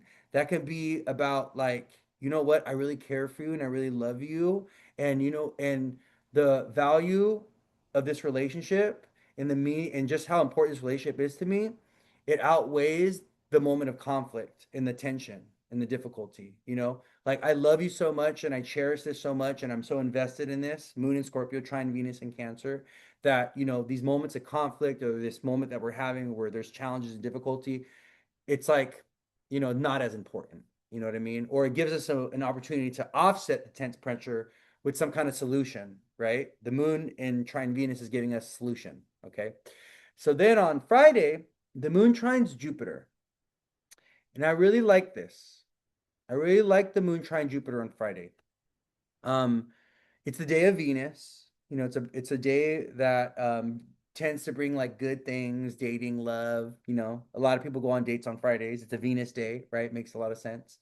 But the moon trine Jupiter could also be about these beautiful opportunistic things that are showing up. The moon moves pretty fast, right? But we have this Jupiter Venus cazimi building up on, or this Jupiter Venus conjunction, not a cazimi, conjunction building up on the ninth, on June 9th. And the moon Jupiter trine on this day, on Friday, can give us a little bit of insight into what's to come, possibly. We may get some intuitive insight. There could be some kind of spiritual insight, maybe a dream about things to come. Okay. What I will say though, we got to be aware of the fact that Saturn and Venus are squaring each other and that Pluto and Mars are still in a square. Venus and Mars, which are planets that have a lot to do with relationship, Mars is the planet of individuation and the individual, but Venus is the planet of us and togetherness. These planets are, being harshly aspected by Pluto and Saturn right now. Um, or it's gonna, Pluto Mars right now, but Venus and Saturn, that square really shows up. It perfects on Thursday. But Venus and Mars are kind of going through things right now because of they're being aspected in difficult ways by Saturn and Pluto. So we just got to keep that in mind, okay? Like there could be relational issues that we're having to confront this week. There could be boundaries that we got to put up with someone this week. There could be some kind of secret or deception that needs to be revealed, or like, hey, I found this and you need to explain this to me, right? So just keep that in mind, okay? Just keep that in mind. But the moon in Scorpio does bring out intense emotions. So don't be surprised. Wednesday, Thursday, Friday, there's really intense emotions that come to the surface. There's something that, there's something that wants to come out. There's something you want to purge, something you want to tell somebody, right? Or you may be on the receiving end of that. There may be somebody that wants to tell you something that's very deep or very powerful. This is also really good for therapy. So moon in Scorpio, trine Jupiter in Cancer is really good for healing family bonds. It's really good for therapy. It's also good for emotional exploration and emotional expression. So, I think this would be a good day to journal your feelings and things like this. Okay. So then on Saturday, Thursday, Friday, around noontime, around 1 p.m. Pacific time, the moon goes into Sag, and we are now in the full moon in Sag portal. We're in the full moon in Sag energy. The moon going to Sag tells us that Saturday and Sunday, it's going to be fun. Maybe this weekend people are going to a graduation, they're going to sporting events, maybe they're doing some travel, they're hanging out with their friends. Also, visiting grandparents, hanging out with aunts, uncles, siblings. The sun, Mercury's in Gemini. You know, it's a full moon in Sag with the sun, Mercury, and Gemini. So this is about a lot of social activity. A lot of fun, a lot of excitement, a lot of movement. The moon going from Scorpio to Sag is really going to change the energy. The moon in Sag is also being disposited by Jupiter in Cancer, who's exalted, right? So this is going to be like really fun, exciting weekend, like parties, stuff like this. Going to bed, a volleyball season pool party. Yeah, a pool party. Jupiter in Cancer, Venus in Cancer. Is that somebody's house? Might be, you know. Jupiter and Venus in Cancer, it's like we're partying at people's houses. We're going to we're having a gathering at mom's house. All the ancestors are coming to, we're having a barbecue at mom's house. Jupiter, Venus, and Cancer, right? Jupiter being the dispositor of the full moon in Sag. So you said yes? Yeah. It's gonna be at someone's house? Exactly. Jupiter, Venus, and Cancer. Makes a lot of sense, you know? So, this weekend's gonna be really fun, really exciting. The moon in Sag does oppose Mercury on Monday. When we get, or maybe Sunday. Hold on. It's gonna be Monday, and that's where we'll pick up. Yeah, we'll pick up with June 1st, Monday, June 1st. We'll pick up with the moon in Sag opposite Mercury and Gemini. It's actually interesting. Mercury goes into Cancer on June 1st of next week. So enjoy the rest of Mercury and Gemini. Mercury and Gemini has been stimulating us mentally. We've been wanting to learn, we've been wanting to connect, we've been wanting to hang out with our friends, we've been wanting to socialize, we've been wanting to build community. Really embrace the rest of Mercury's transit in Gemini this week. Make those connections, make those friends, put up the advertising posters, get that group together. There's some kind of group that you might want to start, or maybe there's a group that you've been meaning to go to, like, oh, this group meets on Thursdays and I've been really wanting to go to it and I just been feeling a little shy, a little timid. Go, go, go, go this week, okay? Mercury's in Gemini. We have a full moon in Sag. It's a beautiful week for connecting, and for making these new connections, okay? Um, I think I have it. I've just been wrapping up my full moon, new moon stuff into my weeklies, but I might do a full moon in Sag live. Oh, oh my gosh, that is so funny. I just realized I have a friend coming. I just remembered I have a friend visiting me this weekend during the full moon in Sag. The Sun and Mercury are in my fourth house in Gemini, and I have a friend who's coming to visit and stay with me through the weekend. And we're gonna be doing things. We're gonna, be taking her out on the town in Portland, and we're gonna be doing things all weekend. So it's so funny. I just connected the dot for myself, actually, how that's gonna be manifesting in my life, the full moon in Sag. It's like my friend coming to visit me, and then we're gonna have like a good time, throughout the weekend. So that's so funny. So I was thinking about doing the live over the weekend, but my friend's gonna be here, so I might do it on. If anything, I'll probably do it on um, Thursday or Friday morning. Okay, if we're gonna do a full moon live. Okay. But yeah, that wraps up our week. That wraps up our week. Moon in Libra, Monday, Tuesday, Wednesday, the moon goes from Libra to Scorpio. Moon in Scorpio, midday, from midday, Wednesday, Thursday, Friday. Friday, the moon, and then Saturday, Friday, then Saturday morning, the moon leaves Scorpio, goes into Sag. We're gonna have the moon in Sag Saturday and Sunday, and then we have our full moon in Sag. Okay. The big aspects for this week: Pluto square Mars is a big one, and the Venus Saturn square is a big one. Beautiful aspects for the week. Friday's a beautiful day. Moon trine Jupiter. Okay. Thursdays, even though Thursdays kind of like we got some good, we got some challenging. We got some easy things, graceful things, we got some challenging things on Thursday, right? Saturn square Venus, but also Moon in Scorpio trine Venus. So, there is an out, there is a solution, there is a way to remedy these issues or problems this week. We just got to lean into the wisdom and the kindness and the forgiveness of Jupiter and Venus in Cancer. Okay. Love you all so much. I hope you guys enjoyed this. For those of you that are interested in booking a reading with me, or let's say you've never booked a reading with me, or you're a return client, I do have a Gemini season sale right now. So I'm doing discounted readings all season. I do think my next week I'm booked. It looks like The following week is getting booked up as well. So get in while you can. Okay. I don't do discounted readings too often, and it's mainly because I stay pretty booked. But the economy is really funky right now, and I know that there's a lot of people that have been wanting to get a reading with me, but they just don't have the resources, the money for it. So I'm doing the discounted reading for you guys. Okay. For those of you that, are going through some financial challenge or difficulty. So, yeah. And then when you go on my booking site, the Gemini season reading, the special is going to be at the very bottom. So make sure that you scroll through my menu of services and you go to the very bottom, and then that's where you'll be able to book the Gemini season special or the Gemini season special discounted reading. Okay. The readings that I'm offering for the Gemini season reading special is synastry readings. So if you wanted to take a look at you and your compatibility with someone else, um, natal chart readings, which is, getting your natal chart read. Um, a transit and tarot reading. So I'll be able to go ahead and do astrology for you, and we'll pull some cards. We'll do both. I offer that as well. And then also, if you just want a tarot reading and you don't want to look at your astrology, um, we could do that as well.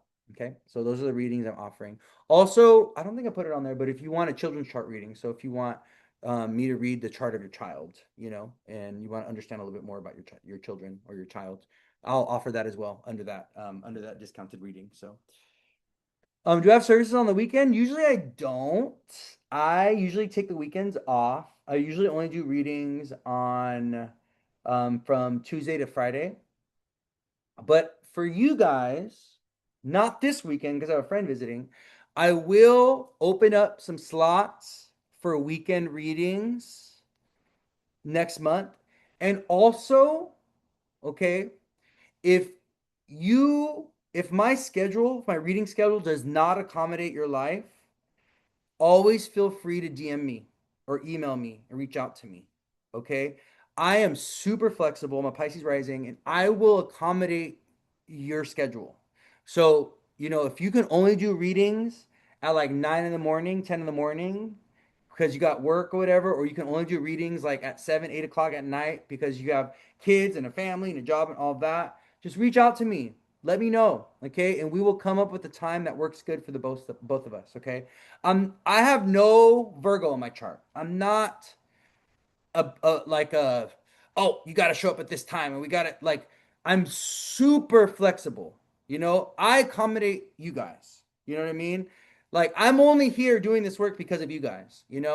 So the least I can do is be like, "Hey, let me make space in my life because you guys make my life possible." Right? You guys make this whole thing for me possible, right? And so if my calendar doesn't accommodate, your schedule, just DM me, email me, okay? And we'll come up with a good time that works best for the both of us, especially if you're overseas or international. I am in the United States. I'm on the Pacific side of the United States. And, a lot of I have so many clients that they're in Australia. They're in England. They are in Bali. They're in where's another one? I don't know why the Sudan came from me. I know for a fact I have no clients in the Sudan. But what am I thinking of? Not Abu Dhabi.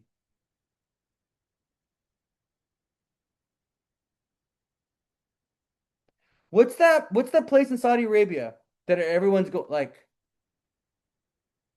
goes to visit? It's like full of luxury and stuff. Why can't I think of it?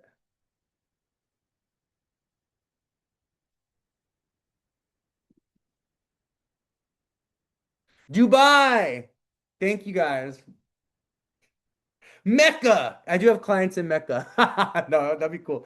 Dubai. You have a lot of clients in Dubai.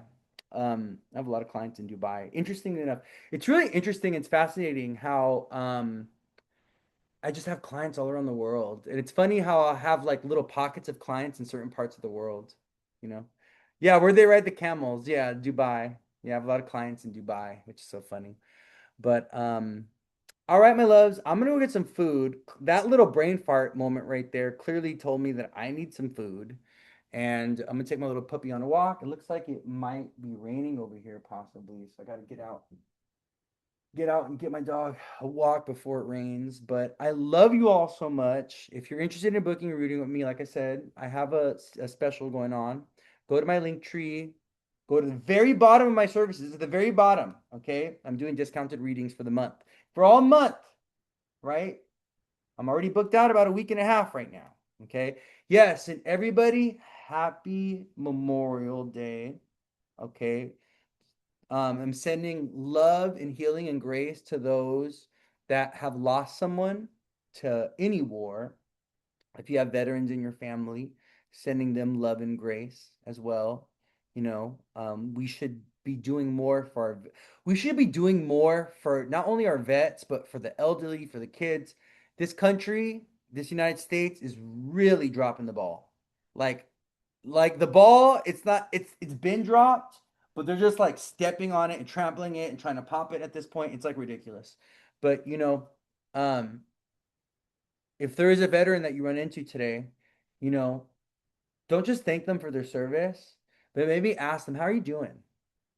Talk to them a little bit, engage with them, Um, people are really seeking connection right now, right? And we could compliment people and be like, oh, thank you for your service and all that, but how are you doing? How are you doing? How have you been? How's your health? What's going on with you?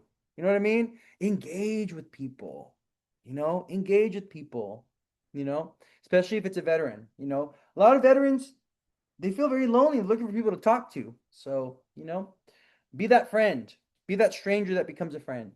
Okay. Love you all. Take good care of yourselves. This is going to be posted to YouTube within the next like couple hours. So if you guys want to go back and rewatch it on YouTube, you can. Okay. But take good care of yourselves. Be well. Enjoy your week. And I love you all so much. I will see you. I'll see you around. I'll see you here on Instagram. Okay. All right. Bye.